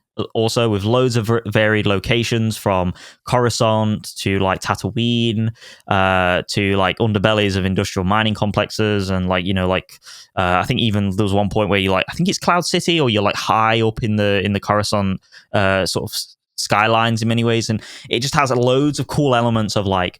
There was like this little like mini game in it where you would be able to scan people in the area, because you're not it's not just a shooting gallery where there's loads of enemies around, right? Like you have civilians around, you have people that will run for cover when fighting happens and stuff, and you have to scan them. And like most people, when you scan them, haven't got a bounty on them, but in each level there's a set amount of like optional bounties that you can get, and you can actually like bring them in. You can kill them and bring them in, or you can like wrap them up. It's kind of got like an Oddworld vibe about it. Like if you ever played Oddworld Stranger's Wrath, it has like a sort of like there's other things in this action platformer that is also really, really cool to partake in. These small little microcosm of activities, essentially. And it was just great. Like you could control Django's, like basically the way it worked is I haven't got my controller on me, but you have to like the main guns we use 2 pistols, right? Django's 2 pistols, blasters, and you'd have to spam square basically to make them go like really fast to do any form of damage, and your thumb would actually get like RSI. Tired. You would get carpal tunnel in your thumb because of how like fast you spammed it. You would like it wasn't. This is the thing. Like at the time, it wasn't reviewed very well. But ultimately, it was like a really fun game that was just very arcadey. And the reason why it's so high up on my list, as opposed to something like, I don't know, a Jak and Daxter, Precursors Legacy or something, is just because it was one of my first games that I played, again, alongside Metal Gear, with my Uncle Alan and my dad, where like I was so young playing Star Wars Bounty Hunter, in fact, that like there was a point when my dad used to play and I used to play with the controller next to him. But it was a single player game and the controller was disconnected. Yeah. But I used to think I was doing it, dude. Like, as look a at me, kid. I'm a badass. Look at me, and my dad was just playing it. That's great. But yeah, great memories then associated with that. Yeah. PS2, right? PS2, yeah. Made by Lucasfilm Games or Lucas Games or whatever they call them. So yeah. Yeah, that's great, dude. I love that pick. That's awesome. I think memories come as a big part of these lists. Mm-hmm. So guys, so for me, like once again, I'm taking this from the perspective of kind of taking you from when I became a PlayStation fan, which is a PlayStation 1 up till now. So my first pick, I'm going more in this isn't like my top 10 games of all time or anything like that. This isn't this really isn't even my top 10 favorite PlayStation games, just formative, influential. So I'm going all the way back to the beginning. So this one's a little bit of a cheat. I'm choosing Crash Team Racing for the PlayStation 1. Yeah. And the cheat is that it's really Crash Bandicoot as a whole that made me a PlayStation fan because my parents bought me a PlayStation 1 with a copy of Disney's Hercules because I was 5 and I loved Hercules. And that's actually a really good game, Disney's Hercules. But what became the mascot of that console, what became the reason to own a PlayStation for me as a little kid was Crash Bandicoot. Started with Crash Bandicoot 3 Warped, ended up going back and playing 2 and 1. But the reason I choose Crash Team Racing is because Crash Team Racing is one of my favorite games of all time. And I think it is the best. I think it's the best Crash Bandicoot game, even though it's not a platformer, it's a kart racer. But for those of you that don't know, when you think of kart racers, you think of one or two things. You think of Mario Kart, which is a fun party game, or you think of like kitschy mascot racer. And what Crash Team Racing did was say back in 1999, I think that's the year it came out, was it said, what if we made a kart racer that was deep and had real gameplay mechanics that just brought extraordinary depth and completely rewrote what you'd expect from a kart racer. And it did that in 99. And guess what? No one's came along in the next 25 years to outclass it. In my opinion, and it's definitely biased, but in my opinion, Crash Team Racing, I guess it depends on what your angle is, but Crash Team Racing is the best kart racer that's ever been made. I was about to ask, Brian, is it the best kart racer? I agree. Because it's mechanically deep and it has so many layers and skill gaps. I mean, Crash Team Racing is a game that can be played and broken down like you see people do Super Mario speed runs, or you see people get like crazy kill streaks in like a Counter-Strike where it's like there's so much skill involved. And the reason I say it depends on what angle you take is because if you go off of like accessibility and like party fun, Mario Kart's better than Crash. Like you just want to get your colleagues and your grandma together to play a game. Like you choose Mario Kart, don't get Crash Team Racing. But like Crash Team Racing is so good and so deep. It's one of my favorite games of all time. My brother loves it even more than me. But also just the Crash Bandicoot series as a whole, because since I was so young, you got to understand the PlayStation 1 to me, guys, it wasn't Final Fantasy VII. It wasn't Metal Gear. It wasn't Legend of Dragoon. It wasn't Gran Turismo. It was Tony Hawk. That's another good one to put in there. But like, it was mostly Crash Bandicoot and then also some Spyro. This was my mascot console. It was what was going against Mario and Sonic to me was like Crash Bandicoot, Spyro. So Crash Team Racing is the kind of the beginning peak of the legacy of me getting into PlayStation. So over to you, Joe.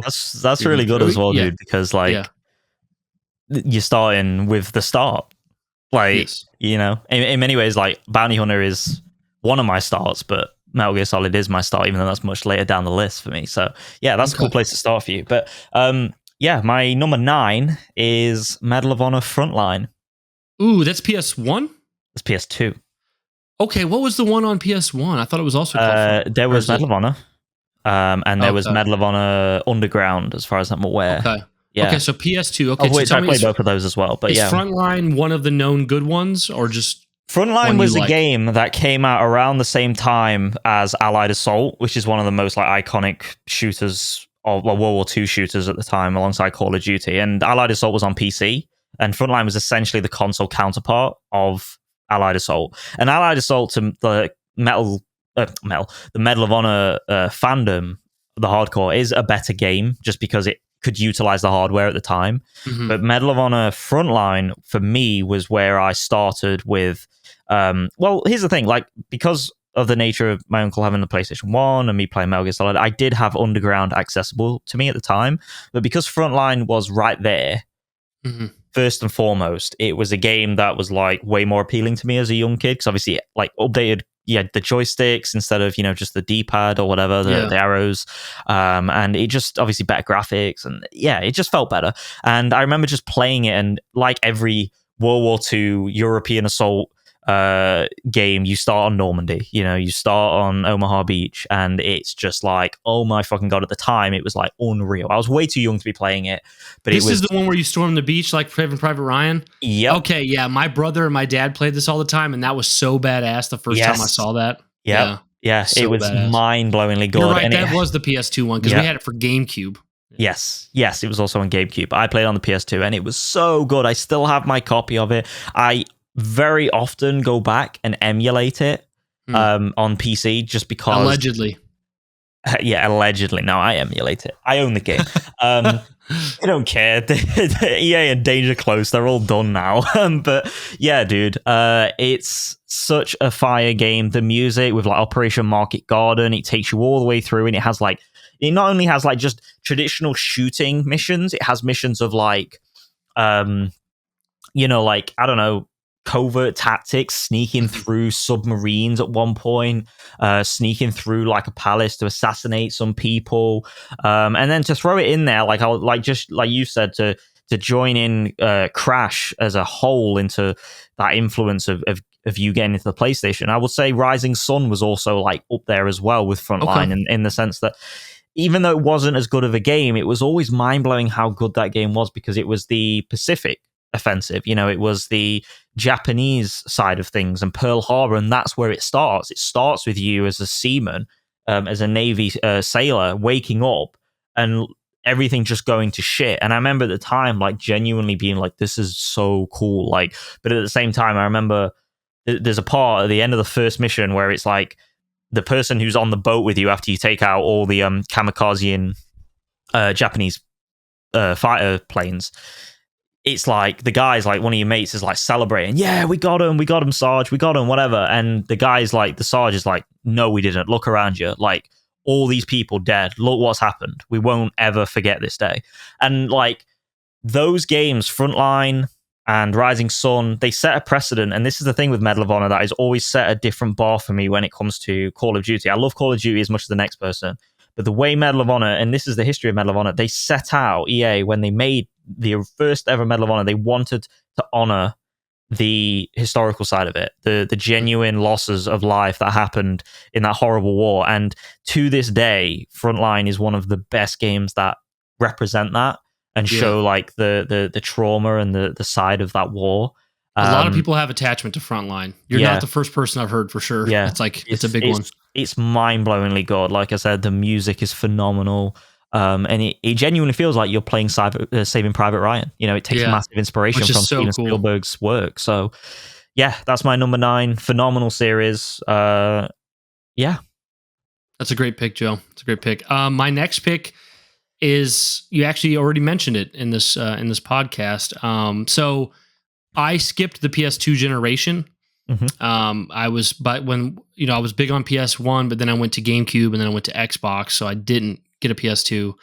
But there was 2 big series that I really wanted to play on PS2, and one I did actually get to play. I got my cousin's PS2 broke, but it could still play games that didn't require the DVD function, which is, I know, kind of weird. So he gave me his PS2, and he gave me Jak and Daxter, which was the game that I one of the two games that I really wanted to play on PS2. So Jak and Daxter, the Precursor Legacy specifically, the first Jak and Daxter, that is kind of the face of the PS2 for me. And the reason I love Jak and Daxter, the first one, so much is because I feel like after Super Mario 64 and Crash Bandicoot, like I feel like this was the natural progression forward, was Jak and Daxter, the Precursor Legacy. This really well done, like open zone, little bit collectathon-y platforming game with great mascot characters. And I just thought the game was a phenomenal at what it set out to do, like being that like flagship mascot platformer. Really good game. So just so many memories playing through it and just that world. And I liked Jak 2 and Jak 3, but Jak 2 and Jak 3, it was obviously like those are the growing pains of Naughty Dog, like growing up themselves and wanting to make more mature titles.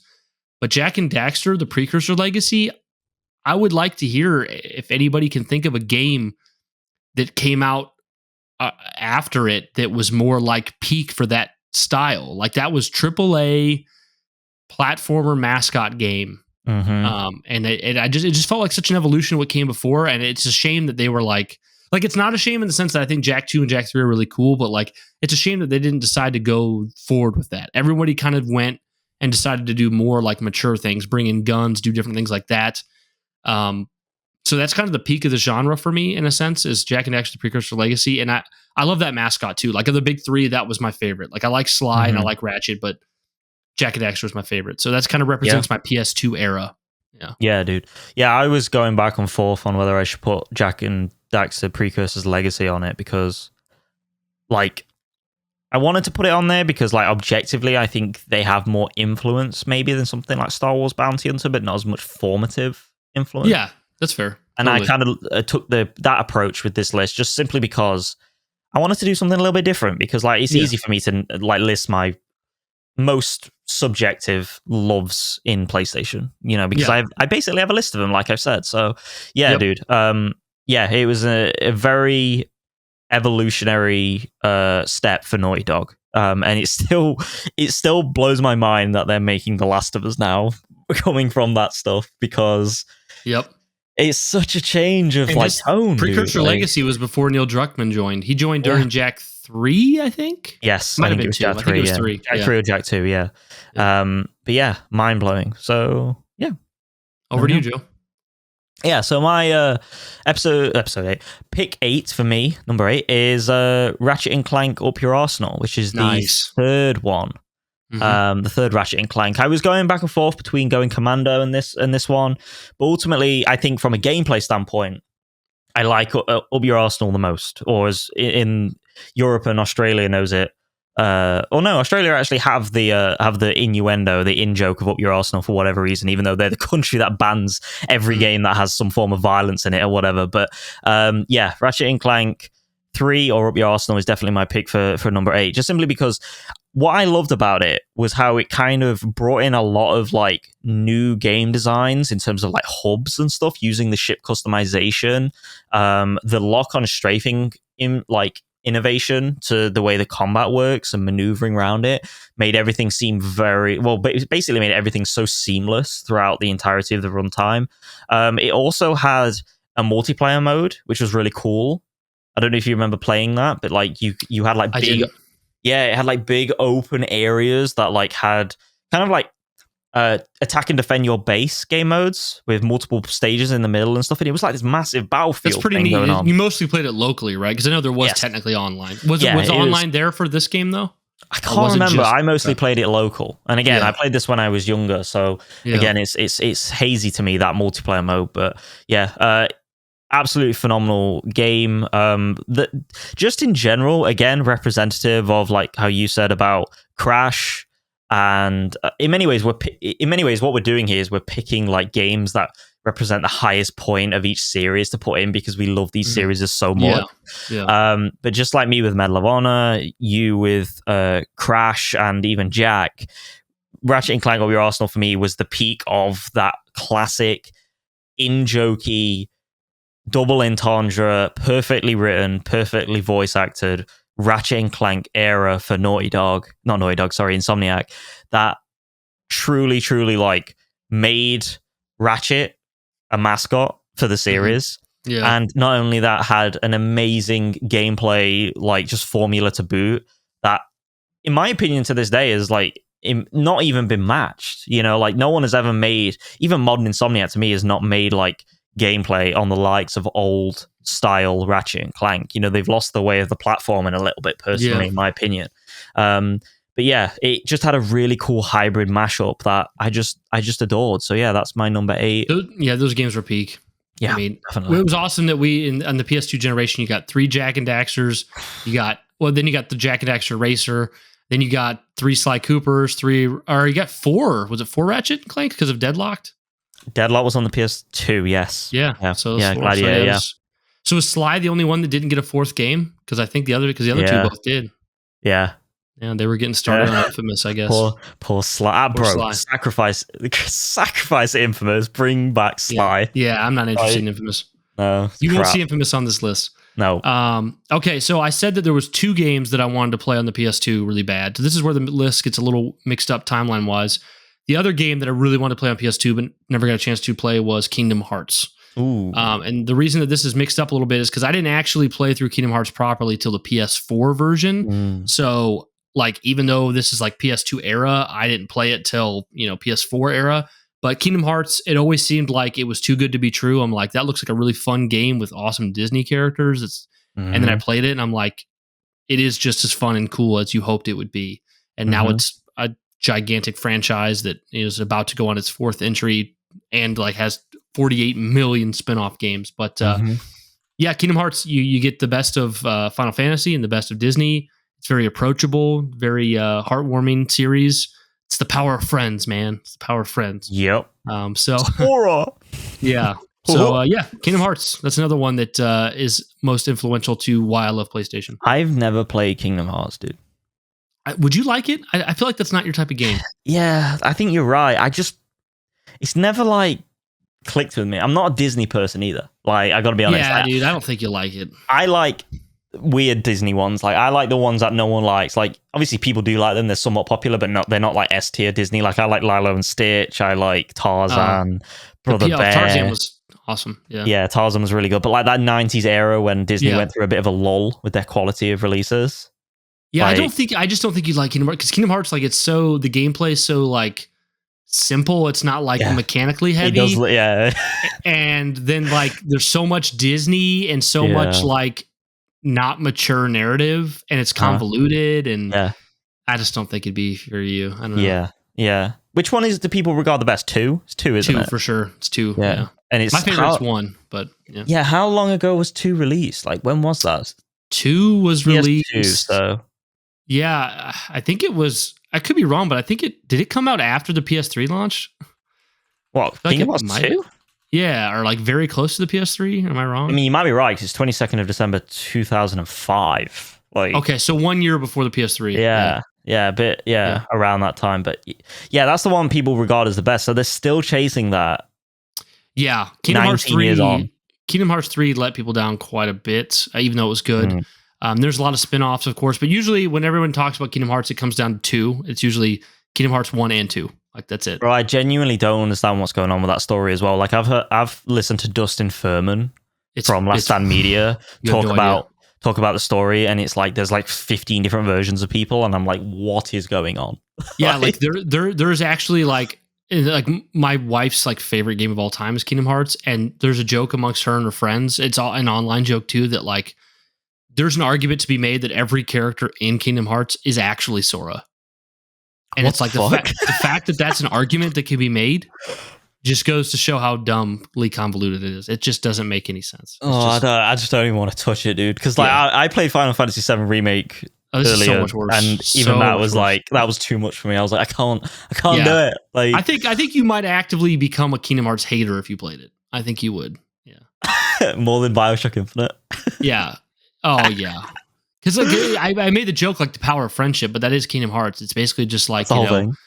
Well, it's just like it's like we can't win. It's like, but we're friends and our friendship, and now we win. So it's like it's just I don't know. It's just not. Doesn't that get like a little bit like annoying and grates on you after a little bit?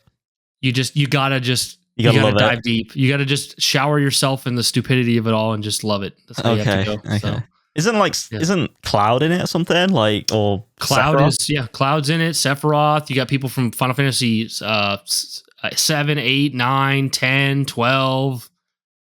It's wild, dude. What the fuck? Okay, right. Well, And it moving doesn't on. really. And if you're like wondering, like, oh well, I'd like to play it, so it explains to me how the Final Fantasy characters got here with the Disney characters. It doesn't.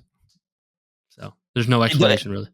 Really? They're just there? It's basically just like there's all these worlds that you can travel to. Like you can travel to Tarzan's world, but then there's also like this world called Radiant Garden where the Final Fantasy characters all come from. Oh, bro. It doesn't really explain why, you know? And like when Cloud shows up, Cloud is he just shows up and he's like being employed by Hades from Hercules, and he's wearing the items of a different character from Final Fantasy. It's wild. It's just wild.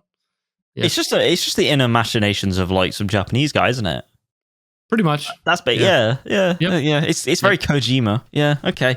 Well, we'll leave it at that. My great pick, Brian, but it's crazy. What were we on? Number 7. My number 7 is Resident Evil 2, and we're not talking about the remake here.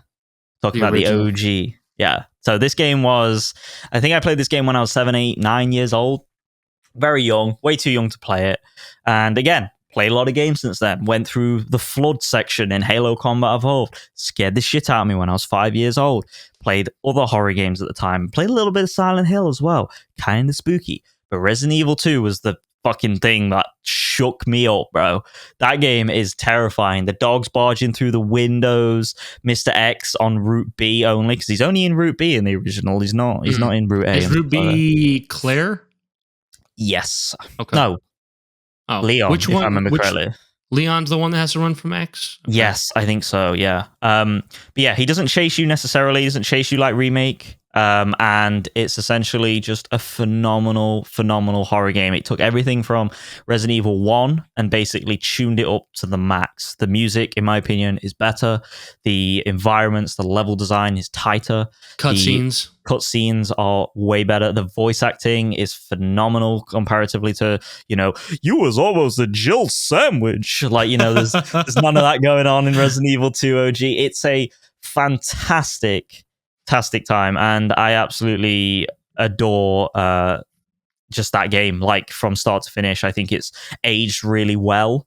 I'm excited we were talking about it on the last episode with them coming to GOG on PC. I'm excited to pick number 2 up, especially on that, because that seems like the best way to play it. It's a formative and amazing, innovative survival horror game that, in my opinion, stands the test of time, regardless of whether obviously it's tank controls and fixed camera. It's just immaculate. And there's nothing I can say about it that gives it its flowers, because everyone knows Resident Evil 2. It is the definitive survival horror, So yeah, dude. And it's totally like a very valuable game aside from the remake, because they're not the same. Yes. Yeah, there are people in the community that prefer the OG to completely, they actually think the remake is worse than the OG. I think that's fair. I mean, they're both great games, but I'm not exactly in that camp, because I think they both do different things very differently and very well, but enough to be kind of the same kind of stuff and same experience. But yeah, Resident Evil 2, phenomenal game that I had no right playing when I was younger, but I did. That's a great pick. That's an iconic PlayStation pick. All right, so I went through PlayStation 1, went through PlayStation 2. I had a PS3 around the 360 time, but I liked 360 more. I was more a 360 guy. And there was one game on the PS3 that just made me and everyone in the industry's head whiplash back and go, wait a minute, why have we been looking at Xbox? And that's The Last of Us. Oh, baby. That was on my list. The Last of Us was like, holy shit, there's this really, really good game, and it is only on a PlayStation 3. What? And like the big moments on Xbox of like Halo and Gears had come and gone. They were on the downhill slope now. And you saw Last of Us, and it was like, holy shit. And it felt like everybody was having to play it. People were going out and people were buying the game to play on their friend's PlayStation if they didn't have one. People I worked with who I didn't know cared about games were picking this game up. Everybody was talking about it. It was industry changing, industry defining. an all-time classic. And this is when Last of Us was just called The Last of Us, not part 1. Yeah, part 2. Simple. So this was kind of, and this is what kicked off the onslaught of PlayStation single player blowing minds. This is what kicked it off. You could say Uncharted or whatever, but I feel like this was really the Uncharted saved the platform, saved the ecosystem in that time. But I think that The Last of Us made people's eyes open in many ways. So yeah, amazing pick. Number 6 for me is Ghost of Tsushima. Oh, I would love to have this on the list. I haven't played it yet though, so fire game. Fire. This was the swan song for the PlayStation 4, the last exclusive. Song. And what a swan song it was. It was absolutely glorious. A game all about obviously reveling in the romanticized vision of Samurai Bushido within the Sengoku period and the Edo period of Japan.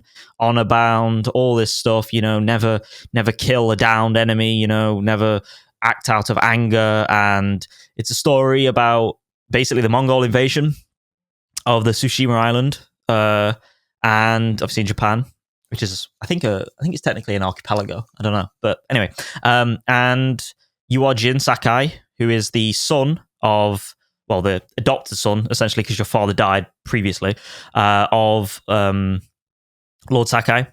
And you basically have to adapt your ways. You lose, like the game starts and you lose the battle, and you have to adapt your ways to fighting the Mongols, get down to the level, use fire, use stealth, use subterfuge, and you are essentially losing all honor in this process. And it's this story about Jin kind of coming to terms with the idea that, like, functionally, he has to lose his honor. He has to disavow his uncle's pride and his honor and the family code and the code of the samurai, obviously, which is massively romanticized and not exactly accurate to historical being. But anyway, and it gets to a point where not only are you fighting the antagonist, which is the Khan at the time, obviously a made-up Khan for the sake of the game, and you kill him, but the actual true antagonist of the story is yourself.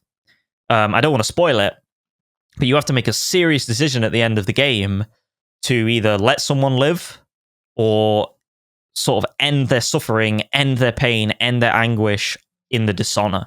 And it ends with such an emotional payoff that brought tears to my eyes and many others. And it's a beautifully shot. Like whoever is the cinematographer and the director of photography in this particular game deserves a raise. This guy could work in Hollywood. He shoots shots into, like, on the light side into the dark and vice versa, depending on the effect he wants.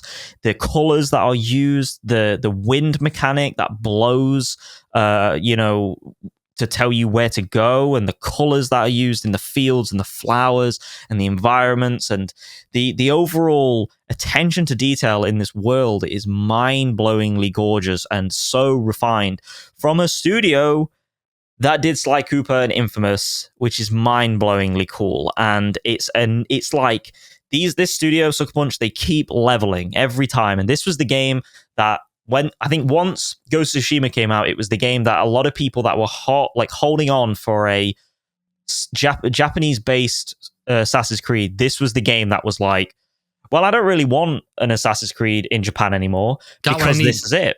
This is it, and it's better in every way because it has the Sony flair about it. And holy shit, is it a good game? Yeah. That's an amazing pick. I can't wait to play it myself. My wife loves it. She 100%ed it, but she hasn't played the DLC yet, which she needs to. We bought it.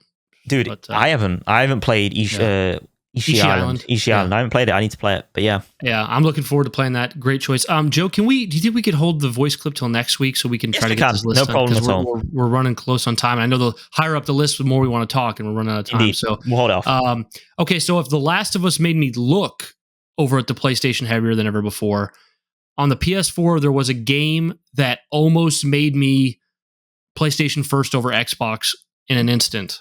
It didn't fully get me there, but this was a process. But Bloodborne. Ooh. Bloodborne. Fire. My brother bought me Bloodborne, and he was like, and he had played Souls, and I knew how hard Souls was, and I was like, I can't do it. I can't. It's too hard. And he's like, I'll sit next to you. I'll coach you. I'll hold your hand through it. And he did. And I remember playing Bloodborne and not being able to get through that town at the beginning. Like I just kept dying and dying. I didn't even get to the boss. I probably died 40 times before I got to the boss. And I thought, if I'm dying this much on regular mobs, there's no way I'll ever beat Bloodborne. There's no way. If I'm dying, you've come so far. You've come so far. If I'm dying 40 times on trash mobs on the way to the boss, there's no way I'll beat it. So when I got this game, I was buying this game with the intention that I would just play it for fun and then never beat it. And I eventually got to Cleric Beast, and I beat Cleric Beast. And then my brother tells me the next boss, Father Gascoigne, is what some people say is one of the harder bosses in the game. And I get to him, and he smokes my ass over and over and over and over again.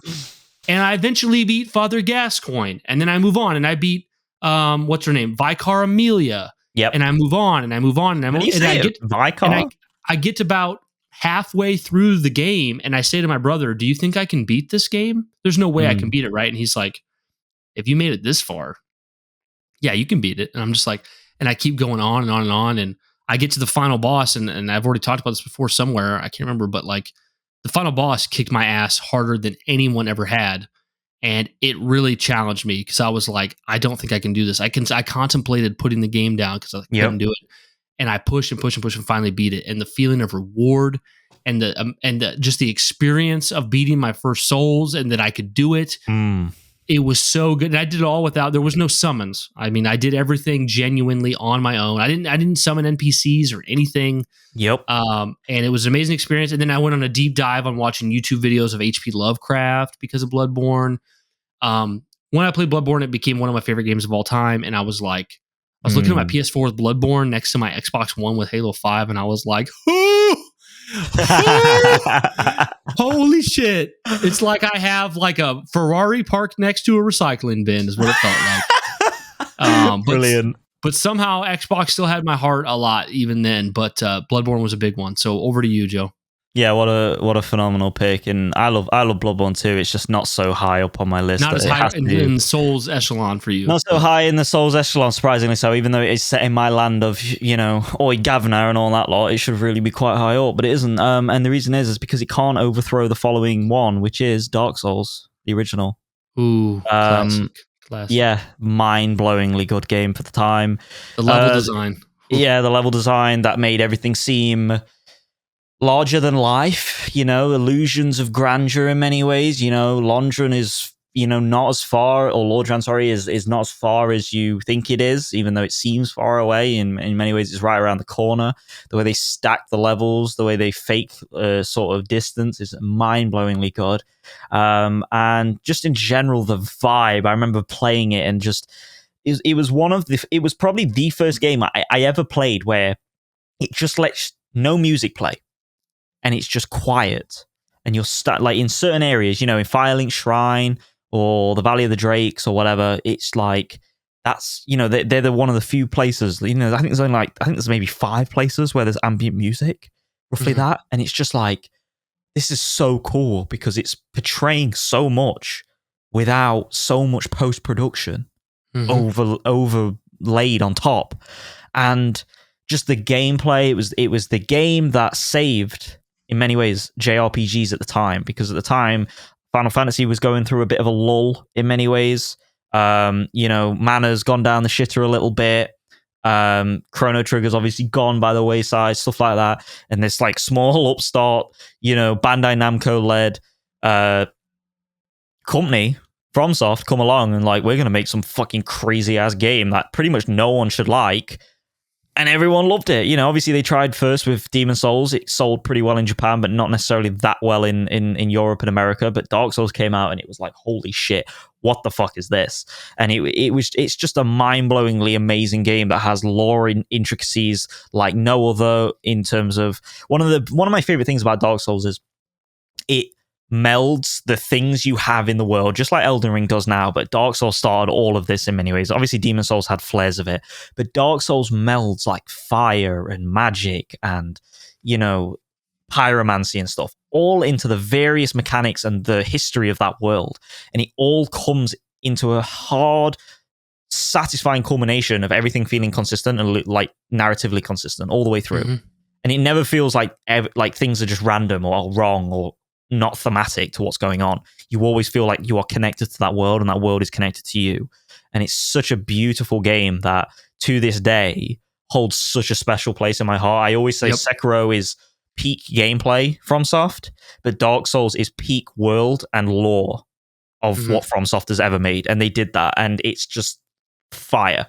So yeah, dude, that's a great pick. It always shocks me how much my perception can potentially ruin something. Indeed. When this game came out at the same time as Skyrim. Yep. And as somebody who was playing Skyrim, I looked at Dark Souls like it was, this is not to be funny. I looked at Dark Souls like it was Gollum, like the Gollum game. Yep. I thought that game looks like such utter shite compared to Skyrim. Yeah. Why would anyone but pick that up for $60 and play it? And I remember there being some people online that said it was better than Skyrim. And I thought, these people are literally imbeciles. There's no way. Now, today, having the opinion that Dark Souls is better than Skyrim is not weird at all. Like, that's a fair opinion. But back then, I just looked at it as such generic dog shit. But holy crap, by the time I became a Souls fan and played it, I'm like, it's at least on par with Skyrim, if potentially better. I mean, it's got, not to go on too long, because obviously we're trying to keep this concise, but Dark Souls does so many amazing things with like allegories to depression and mental health and stuff that I don't think any other Elden Ring or FromSoft games in general have never even got close to. You know, like even things like Bloodborne and stuff. You know, the hollowing, the idea of going hollow and stuff is, and you leaving. Say you put down your controller and you never return because you cannot beat this boss. Your character goes hollow, you go hollow. You know, that is cool. that is the timeline. There's always been storytelling without storytelling. It's awesome. Yeah, love it. It's so cool. So, yeah, dude. My next one is, so, Last of Us comes out, Bloodborne's on PS4. Sony's got these great games. 2018 was a hell of a year. You probably think you know what I'm going to go to, but it's not. Kick the year off with Shadow of the Colossus remake. Ooh. I'd always heard about Shadow of the Colossus, never played it. This is the remake specific, but I mean, it's really the same game. Fire game. By Blue Point Studios. I had a friend who this was their favorite game of all time, and I played Shadow of the Colossus. The game never sounded that great to me because I was like, you don't fight mobs, and they're like, no. I'm like, you don't do puzzles, and they're like, no. And I'm like, what do you do? And they're like, you just fight like 14 bosses or whatever. And I'm like, that sounds awful. Yeah. And then I played the game, and like the story set up, and like the stillness of the world, and the traveling on your horse to find the Colossus, and then seeing like the somberness in the Colossus, but the fact that you have to kill it, and then the puzzle of figuring out how to kill it, and going through that story, and then getting to the finale of the story, trying to save this girl and what happens to your character. Beautiful game, very, very special, incredibly unique. And playing Shadow of the Colossus, it was just another game that I'm like, this is only on PlayStation, man. They have such good shit. I can't believe it. And then I knew, this is the beginning of 2018. I knew like they got a God of War game that coming this year looks good. They got a Spider-Man game coming this year looks good. And I'm like, what the fuck is on Xbox? Nothing. Nothing's on Xbox. Xbox got no games. So yeah, Shadow of the Colossus, amazing game. Yeah. Yeah. And that, again, this game from PS2. Like, this released from PS2, but my experience was completely the remake. So completely remake. Yeah, I mean, it's better for it, but yeah, shout out to Corey with that one. It's a phenomenal game. And again, like, Ico or Eco is what inspired Demon Souls, from Hidetaka Miyazaki. And you can see that in Shadow of the Colossus as well, that somberness, that emptiness, the lack of pizzazz to portray emotion. Sometimes I believe Eco inspired Uncharted. I think that's wild, dude. I think Neil Druckmann said it was one of the inspirations for Uncharted. I think. That's mind-blowingly cool. But yeah, dude, amazing pick. Over to you. My number 4 is one that Brian's already mentioned, The Last of Us. It's slightly high up the list for me because I think I have a little bit more of attachment to the first game, whereas I think Brian has a little bit more attachment to the second game than me. Oh, really? Last of Us? Yeah, I would say you have more attachment to the second game, right? Than I do. I have more attachment to it than you, but I like the first one a lot more. Oh, yeah, 100%. I know you like the first one more. Totally. I'm just saying, I have more attachment to the first game than you do necessarily. But anyway. Yes, you do. You do for sure. Yeah. Yep. Phenomenal game. One of the first games that ever made me cry. Not even at the ending. It's at the start. And I mean, you've had what? How long has it been? 13 years now? 2011, right? No, it's been 11 years. Yeah, 11 years. 11, so it's 2013. Yeah. I always get mixed up, but yeah, its impact today is the same as when it came out. I feel like. Yeah, I mean, you've had years. Obviously, you've probably seen the show by now. So anyone listening, spoilers, like when Sarah dies at the start, which is literally like fucking 20 minutes into the game. Mind-blowingly good performance. It was the first time where it was like, holy shit. Like, yeah, we've had Gears of War. Yeah, we've had Halo. Yeah, we've had Metal Gear Solid. But this is the next step in PCAP and acting in video games. And the people that act, they are actors. They are not voice actors. These are real actors now. You know, people like, Roger C. Clarke, who does Arthur Morgan in Red Dead Redemption 2. What's the name? Who plays Ellie again? I forgot her name now. Ashley Johnson, is it or not? Ashley Johnson? Yep, that's right. Ashley Johnson. Right. Yeah, I was going to say Ashley Birch, but that's not correct. And Troy Baker Aloy. And stuff. That's Aloy. That is Aloy indeed. But yeah, so mind-blowing, dude. Mind-blowing. Even just the gameplay. I played it recently. I played part 1 as of recent. Remake, The remake's still as good as it once was. The way the chemistry system works in that game with the bottles and the bricks both having their own style to it, even though they're just throwable items. The set pieces, the perfect way of pacing. I love the way The Last of Us does death. It's so sudden, so quick, so unexpected, and you rarely get time to deal with it in that world. You know, again, spoilers, but like when Henry dies and Sam dies, and it's just like, fuck, dude, and you feel it, and you feel that like there's not enough time to grieve in this world because we need to move, we need to keep moving. And The Last of Us Part 1 / The Last of Us is the best thing, one of the best things that PlayStation's ever made, if not arguably the best thing. I mean, when it came out, people were questioning whether they should have even rated it so highly because the PlayStation 3 was such a poor ecosystem at the time, and damn were they right to do so because it is a phenomenal title. But yeah, that's my number 4. Brilliant pick. Next one for me, God of War 2018. There it is. It seemed like Sony was just pumping out good game after good game, and then God of War 2018 and the trailers and everything looked so phenomenal.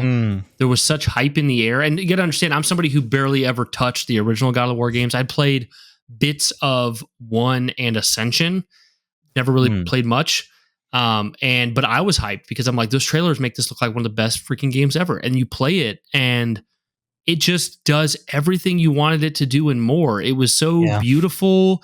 And like the boss fights, the first fight with Baldur was just like, holy shit, this is insane. And then when you first meet the what's his name, the snake, not the Leviathan, Jormungandr. When you first meet Jormungandr, like it completely blows you away. And then I remember thinking to myself, like, I've said this somewhere before online, but like I remember thinking to myself, like, man, I don't know why, like this sounds weird, but like I really want at some point to be able to go inside of that thing. And then later in the game, it lets you go. It sounds like. It's not what it sounds like. But I'm just like, it would be so cool to go inside of that snake. And then later you get to do it. I mean, and just the story payoff, the moments with Atreus, the love for, taking the mother's ashes to the top, the reveals at the end with Memories of Mother is one of my favorite tracks ever. The music that plays, dude. Yeah, the music, everything about it was so god tier level. It was insane, and when I finished the game, I was just like, I guess I am a little bit to be funny, but like I'm not even trying to make this like a fanboy thing, but it's just like I beat that game, and I was looking at like PlayStation's catalog and what they just did with God of War, and I'm like, how does Xbox even compare? Like, how do they even with all their money, how did they get to this level? And to be fair, if we're looking at it, they really still haven't. And it's because something like God of War 2018 and The Last of Us, it's such a peak culmination of talent and budget and passion and everything coming together that you can't just buy it. It's just, you can't. You can get close maybe buying it, but like you got to have more than that. And this game is just phenomenal. It kind of felt like another Last of Us moment. And it's clear that this was inspired by Last of Us, but even though it's not the same game at all. Yeah. But yeah, God of War 2018, seminal PlayStation moment. Yeah. God of War 2018, when they made it, when you play that game, you feel like everything that Cory Barlog, Sharon Studstill, Yumi Yang, Eric Williams, like they had such gravitas and reverence for what they were making. Like you feel it in the acting, from Christopher Judge and Sonny Suljic, who plays Atreus, and it feels so powerful every moment of it. The way Christopher Judge walks in the shoes of Kratos, and how Sonny Suljic has that blissful ignorance and not finding his equilibrium as Atreus until the very end, and it just feels so weighty from the gameplay to the voice acting to the environments, to the scale of the world, and it was like, but at the same time, one of the best things about God of War 2018 was that it felt so close knit. And every moment felt like you were truly there with Atreus and Kratos, and that all melded together with the help of a no-cut camera, which was really unique at the time, and just the focus was truly on this father and son relationship. There was never one point in it where it felt like this feels weird. This is out of place. The game is this huge bombastic thing with this giant snake and gods and all that, but really the core of the game was a relationship between a father and son, and that's what made it so special. Yeah, very human issues about ignorance and not being able to communicate and grief, and it's mind blowing. But so amazing pick. One that I would have picked if not for my number 2. But anyway, number 3, Metal Gear Solid. Gotta have it. Gotta have it. I was going back and forth between Metal Gear Solid 2 and Metal Gear Solid. Metal Gear Solid 1 is my favorite just because of the time when it came out. Obviously, I wasn't born when it came out, but when I got around to playing it, I played it with my uncle, played it around my dad. My dad watched me play it. And I grew up playing it more and more and more and more. It's one of my most replayed games of all time. It's one of the most perfectly paced video games alongside The Last of Us, in my opinion. It's so well designed from a level perspective. So many cool, interesting gameplay innovations, from Psycho Mantis to, little things like taking certain key cards to different areas in the game to like cool them down so you can use them to progress the level. Calling Meryl's codec on the back of the box, which was super, super dope. It was mind blowing. I mean, even like different alternate ways of, playing the game, like leaving Meryl to die and having an alternate timeline where you save Huey. Not Huey. Sorry, Hal. Is it Huey? Hal. I'm getting mixed up already. Huey. Otacon, and you are riding away on the snowmobile. Completely different ending that isn't canon, but allows you to get like Infinity Banner and stuff like that. Extra content to make the future playthroughs easier. It's just a great time. It's just an absolutely great time. One of the few games that had such low poly count when it comes to the faces, but just racked emotion from start to finish. There's a part where you defeat a certain boss, and you defeat the boss, but immediately you're stricken with utter sadness in the way the scene is choreographed, the wolves around you, the music, the questions that are being asked by Otacon and Snake about whether love can bloom on the battlefield and stuff like that. It's just so cool, so stylish, and in my opinion, the progenitor to what basically is Sony first party now with the whole single player stuff. It was the first that kicked that off, in my opinion, for that truly like narrative driven experience. Yeah, that makes sense. Yeah, I was going back and forth between 2 and 1 in the sense that 2, in my opinion, has a better narrative and it's better written. Mm-hmm. And it does some fucking incredible things with the way it does. It blends its themes of data manipulation into its marketing and narrative that people still don't get 100% and still hate on to this day. But that's the point of the marketing. But I digress. Phenomenal series, phenomenal game.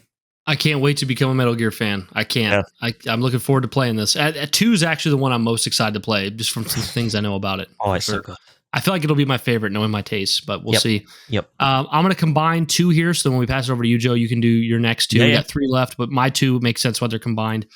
Final Fantasy VII Remake and Final Fantasy VII. Now, Final Fantasy VII Remake is the game that made me completely switch fully on PlayStation first. I'd already had so many phenomenal experiences from God of War, Last of Us, Shadow of the Colossus, Spider-Man. Horizon is a great experience, even though me and Joe aren't the biggest fans of that game.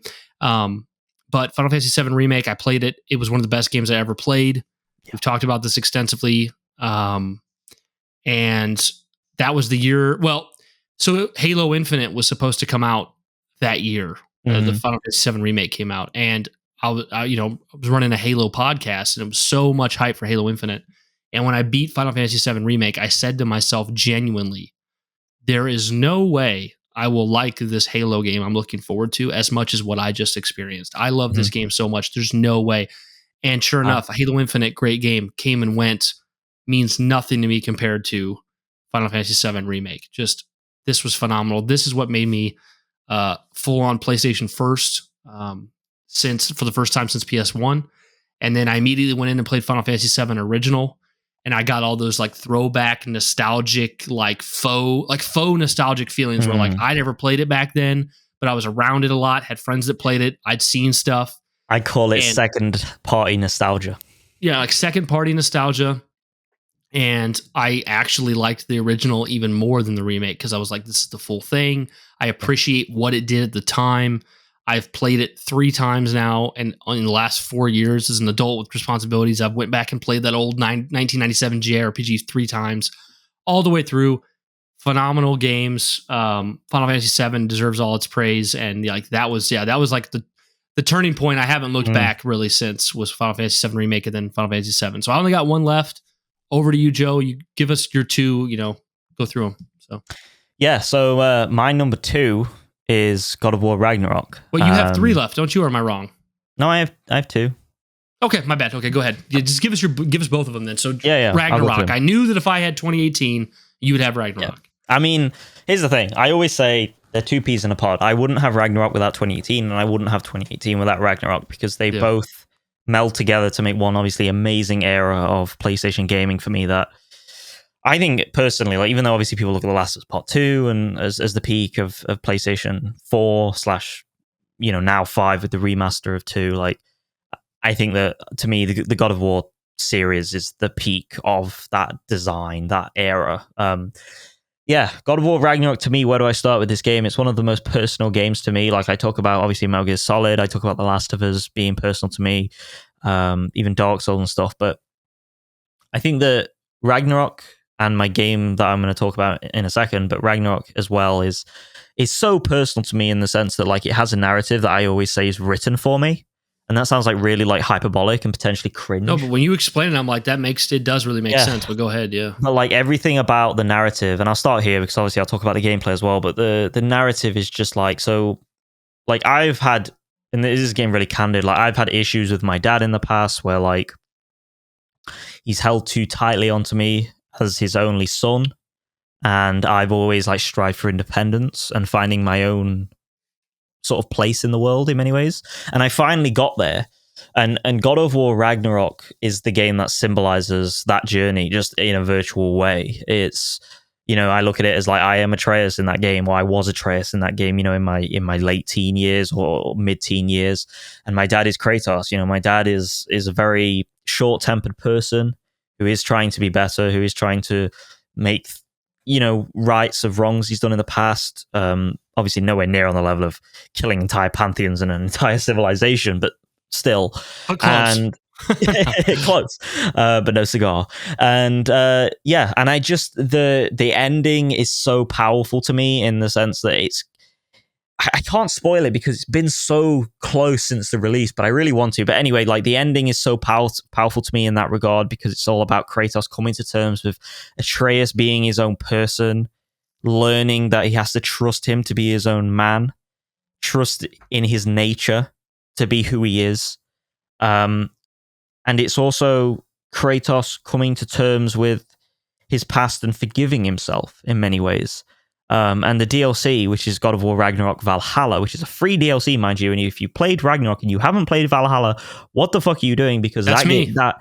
What the fuck are you doing, Brian? Because it's so good, and you could if you played it on the easiest difficulty, you could be over and done in like 4 to 5 hours, right?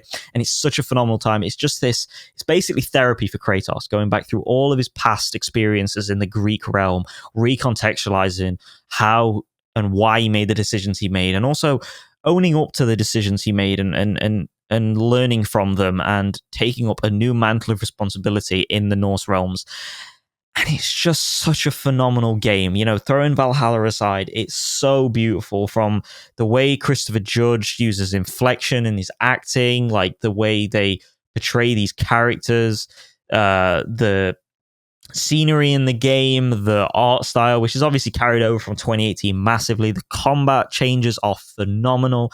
The expansion of the realms to like Svartalfheim, which is the realm of the dwarves, and being able to wander around Muspelheim, which is the realm of the fire giants and stuff. It's just so cool. It's a coming of age story. It's very much Atreus' story more than it is Kratos's, but it also has enough in there for Kratos to feel like he truly develops as an individual and as a character. And by the end of it, like I was like, when I finished the game, again, I can't spoil it because it's literally been like 2 years since the game came out. When I finished the game, and people can watch this on my YouTube, on my live stream, I literally just broke. There's a part in the ending where Atreus and Kratos embrace, and it's fucking gut-wrenching. And it's the point for me where I was like, yeah, like this is it. Like this, like it broke me because it was a representation, a culmination of everything me and my dad has gone through as two individuals on two very different life paths. But we've come to a facilitated and agreeable middle ground where we can move forward healthily, because there was a period, especially in COVID, where I didn't speak to my dad. We fell out completely. We didn't speak for I remember that. Yeah. We completely I didn't speak for a year with him. I think it was a year. And that year destroyed me. Seriously. And playing God of War Ragnarok on stream in front of all my viewers was like therapy in many ways to me. It was like closure. And it has problems. You know, it has objective problems with its pacing and its overpaddedness potentially, but honestly, like subjectively, truly, I would not trade a single minute of this game to make it more tight than it already is. It is a perfect video game to me, for me, and I absolutely adore it. And then that leads on to number one, which is Death Stranding. And the reason why why Ragnarok leads on to Death Stranding for me personally is because they're very much two sides of the same coin, in the sense that Ragnarok is a sort of a therapeutic experimentation of like my familial relationships with my dad, but then like Death Stranding is more of an introspective individual breakdown of my character. I played it during COVID. I played it when everyone was sitting inside locked down. No one could go anywhere. I was during my university days, and I didn't click with a lot of people on my course. I was a very different person in my university days. I was very hollow. I was very depressed in many ways. I was broken, and I had lots of dark thoughts in that time. I had issues with flatmates at one point, and I remember playing Death Stranding, this game where all you do is deliver boxes, for the most part anyway. And by the end of it, it recontextualized like why we should keep fighting. Again, I can't spoil it, but why we should keep fighting as a human race, because even though we might be limited and our place in this world is finite, I think that ultimately like the joy of the human race is that it is finite, and that we make what we can of the little time we have here, and we should always love and enjoy what we have when we have it, regardless of what is after, if there is anything after. And Death Stranding touches into the idea of the human concept very, very thoroughly, with very little, because there aren't many NPCs around. There aren't many like combat encounters. It is very much you and the open world where you're hiking over mountains in desolate America. And on top of that, the game allows you as an artist to paint on your canvas. The canvas is the map. You take this world that at the start is nothing. There's no civilization. There's no structures. There's no connection. And as you go through, you connect the east to the west of America. And as you get further and further into more dangerous territory, you bring together this world of interconnectivity. And by the end of it, you realize how much impact you've had on this world by creating bridges, by putting out ladders, by putting out post boxes, leaving parcels for other people to increase their, like experience and stuff and get to the next place, leaving bikes behind to hopefully get to the next place. I've had things where I found boots at the last minute that I needed because my feet were bleeding in the game, or I found a ladder that's allowed me to continue on my trail from another player. Or like the point being is that it's this beautiful like community enrichment experiment in many ways, for lack of a better term, the Strand type genre. And through the gameplay and the narrative together and the characters, everything feels narratively consistent, where you feel like you are truly connecting this world. And as you're connecting this world, the main character is going through serious levels of development because he starts out with serious phobia of touch, which is representative and symbolic of the world at the time in Death Stranding, and also COVID at the time. And I remember finishing playing Death Stranding and the credits rolling, and I remember breaking down. I remember breaking down and crying because I was at the serious point of like turmoil and stress and anguish. And it kind of, in many ways, it saved me. You know, it's a game about love. It's a game about friendship. It's a game about connection. And it really examines the human condition like no other in many ways. And it's the most weirdest thing to experiment because it's a game about babies in bloody pods and oil monsters that want to pull you into the ground. But ultimately, none of that matters because overall, it's this beautiful game about human connection. Great. I love it. I adore it. That's my number one. Those are amazing picks and amazing summarizations, Joe. I feel like you just had the standout moment of this episode, and like, and my shit's like, oh, I like Jack and Daxter, you know. So you put me on a pedestal because like, there's very few things where, like, obviously, I have like extreme emotional attachment to games because of how much those games mean to me and how much I love them. But there's very few. I don't even know if there is a game where I put myself in the shoes of the character as much as you do with Ragnarok or Death Stranding, because like the only thing I can think of, it's not a game, it's a movie, is my favorite character of all time is Frodo, because I feel like I connect to Frodo so much. His encountering the scope, this journey, this life that he never intended on having, and then seeing how it's changed him forever and how he can't go back even if he wants to, and like, yeah, that's you. That feels like me, and I resonate so deeply with that. So I can connect with you through that. I don't know if I have a game that I feel that way.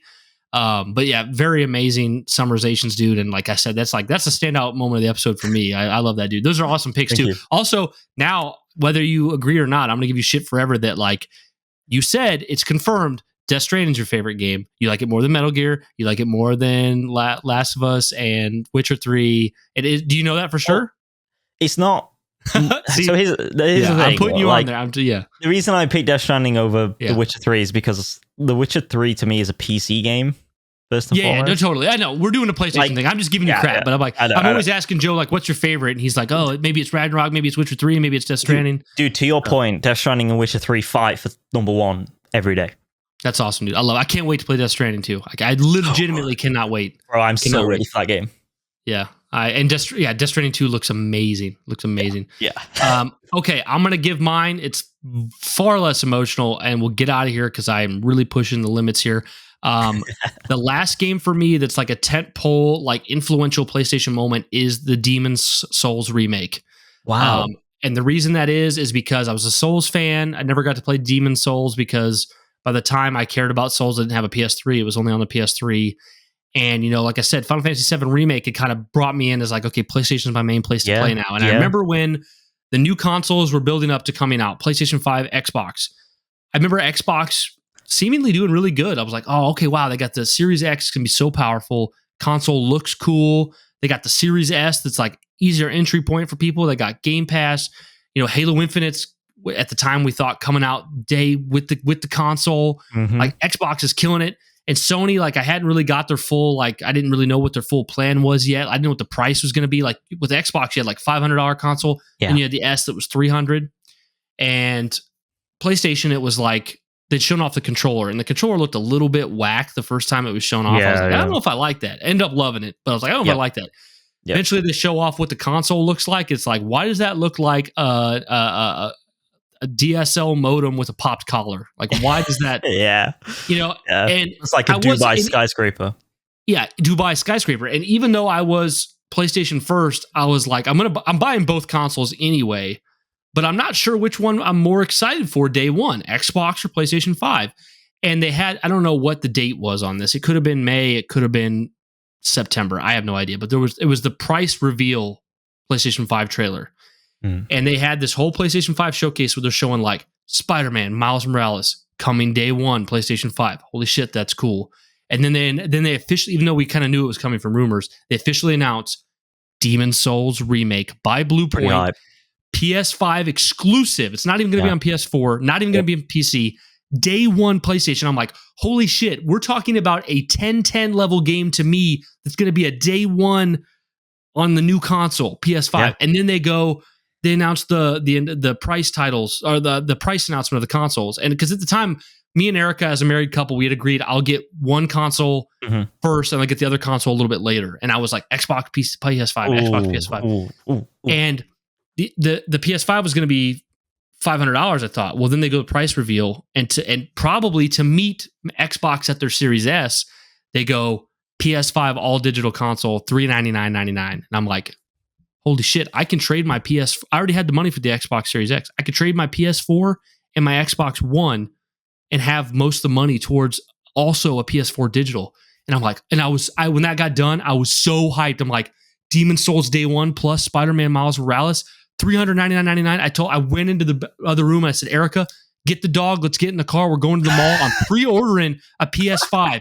And I got to the mall and I went into the GameStop and I walked into GameStop and the GameStop employee was on the phone with corporate and they were going over how to set up pre-orders. And I waited and I pre-ordered the first PS5 of that GameStop. And dude, I ran that hype all the way till the game came out. The console came out. I got the console, started playing Demon Souls, had my friend Michael come over. He hooked up his PS5 next to mine and we just Demon Souls all the way through the night. That's so dope. Eating Taco Bell and staying up late, my God, playing Demon Souls. And I remember because I always talk about how shit I am at Souls. Yeah. He literally beat the game as I got to what's the demon fire thing, the Balrog looking guy, flame berserker.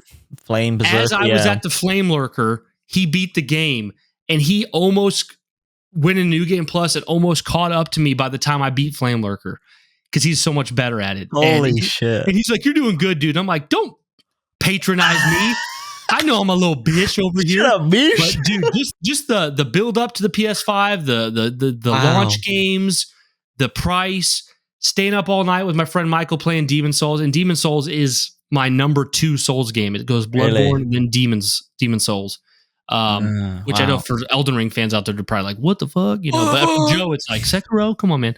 But yeah, amazing experience. And amazing. Demon Souls was the last tentpole PlayStation moment for me. I know we've had good moments since then. We've had Rebirth, Final Fantasy VII Rebirth. We've had Spider-Man 2, Helldivers, stuff like that. But no, it's been Demon Souls was the last tentpole moment. So yeah. That's the top 10. Sony needs to hurry up and give you another. Give me another one. Yeah, I'm not sure what it'll be. I mean, because I think it'd be very easy for me to be like, oh, Rebirth was one of those. But no, like Rebirth, I mean, I like Rebirth more than Demon's Souls. But like Rebirth was like, oh, this is what I wanted. The sequel to the game I loved. Yeah. Demon's Souls was special. I'm waiting for the next special one. I'm not sure what it'll be. I'm not sure, but I'm stoked. But that's the top 10 PlayStation games from me and from Joe. Guys, you should definitely write in or voice clip or whatever. Come to the Discord. Let us know. What are your top 10 PlayStation games? What did you like from Joe's list? What did you like from mine? Did we say anything out of pocket? You can write an email to criticalframes@gmail.com, or you can send a voice clip there. Come join our Discord. Wesley is running our Twitter. That's @criticalframes. Go there, check that out. If you want to join our Patreon, it's only one tier. It's $5. You get a bunch of bonus content, including an extra episode a month. Joe and I are about to record a new one here soon. I think it's going to be on The Last of Us. Are we still? Yeah, we can do The Last of Us. It's going to be a Last of Us special episode only for patrons that'll go live later, a month later for free feeds. That's patreon.com/criticalframes. Go to YouTube. Check us out, Critical Frames. We got the name everywhere. Guys, this has been an awesome episode. We hope you enjoyed it. Joe, do you have any final words before we get out of here? No, dude. I'm going to head off. I'm going to edit this episode. Because we've had the free feed go up today for Final Fantasy VII remake episode. So normally we'd put this up today, but we're letting that one have a little bit of a buffer period on YouTube. Plus, you need some time to edit. I need time to edit, but YouTube are rough when it comes to algo. They don't like you putting too many things up at once, because that's when they shadow block you or shadow ban you. So we're gonna let that one. Like you if you're us. So and so we're gonna put this up Friday. So when you'll be listening to it on Friday. So yeah, I'm excited. Awesome. Be excited to see what you guys think of this episode, and yeah, there we go. All right, guys, coming in almost 3 hours. We gave you a long one. We hope you guys have had a great week, and we hope you enjoyed this episode. And thank you so much for listening to Critical Frames, a PlayStation podcast. We will see you next week. Peace, guys. Peace. Critical Frames, a PlayStation podcast, is created in partnership between Brian Arvett and myself, Joseph Smalley. It's available on all mainstream audio and video feeds, and all music featured in the show is by Caleb Webster. We're incredibly grateful to the following All Access Pass patrons for the support they've shown for this independent venture: Darren.jpg, Diente D. Hombre, Music Tree 23, Trickster, and Wesley Types.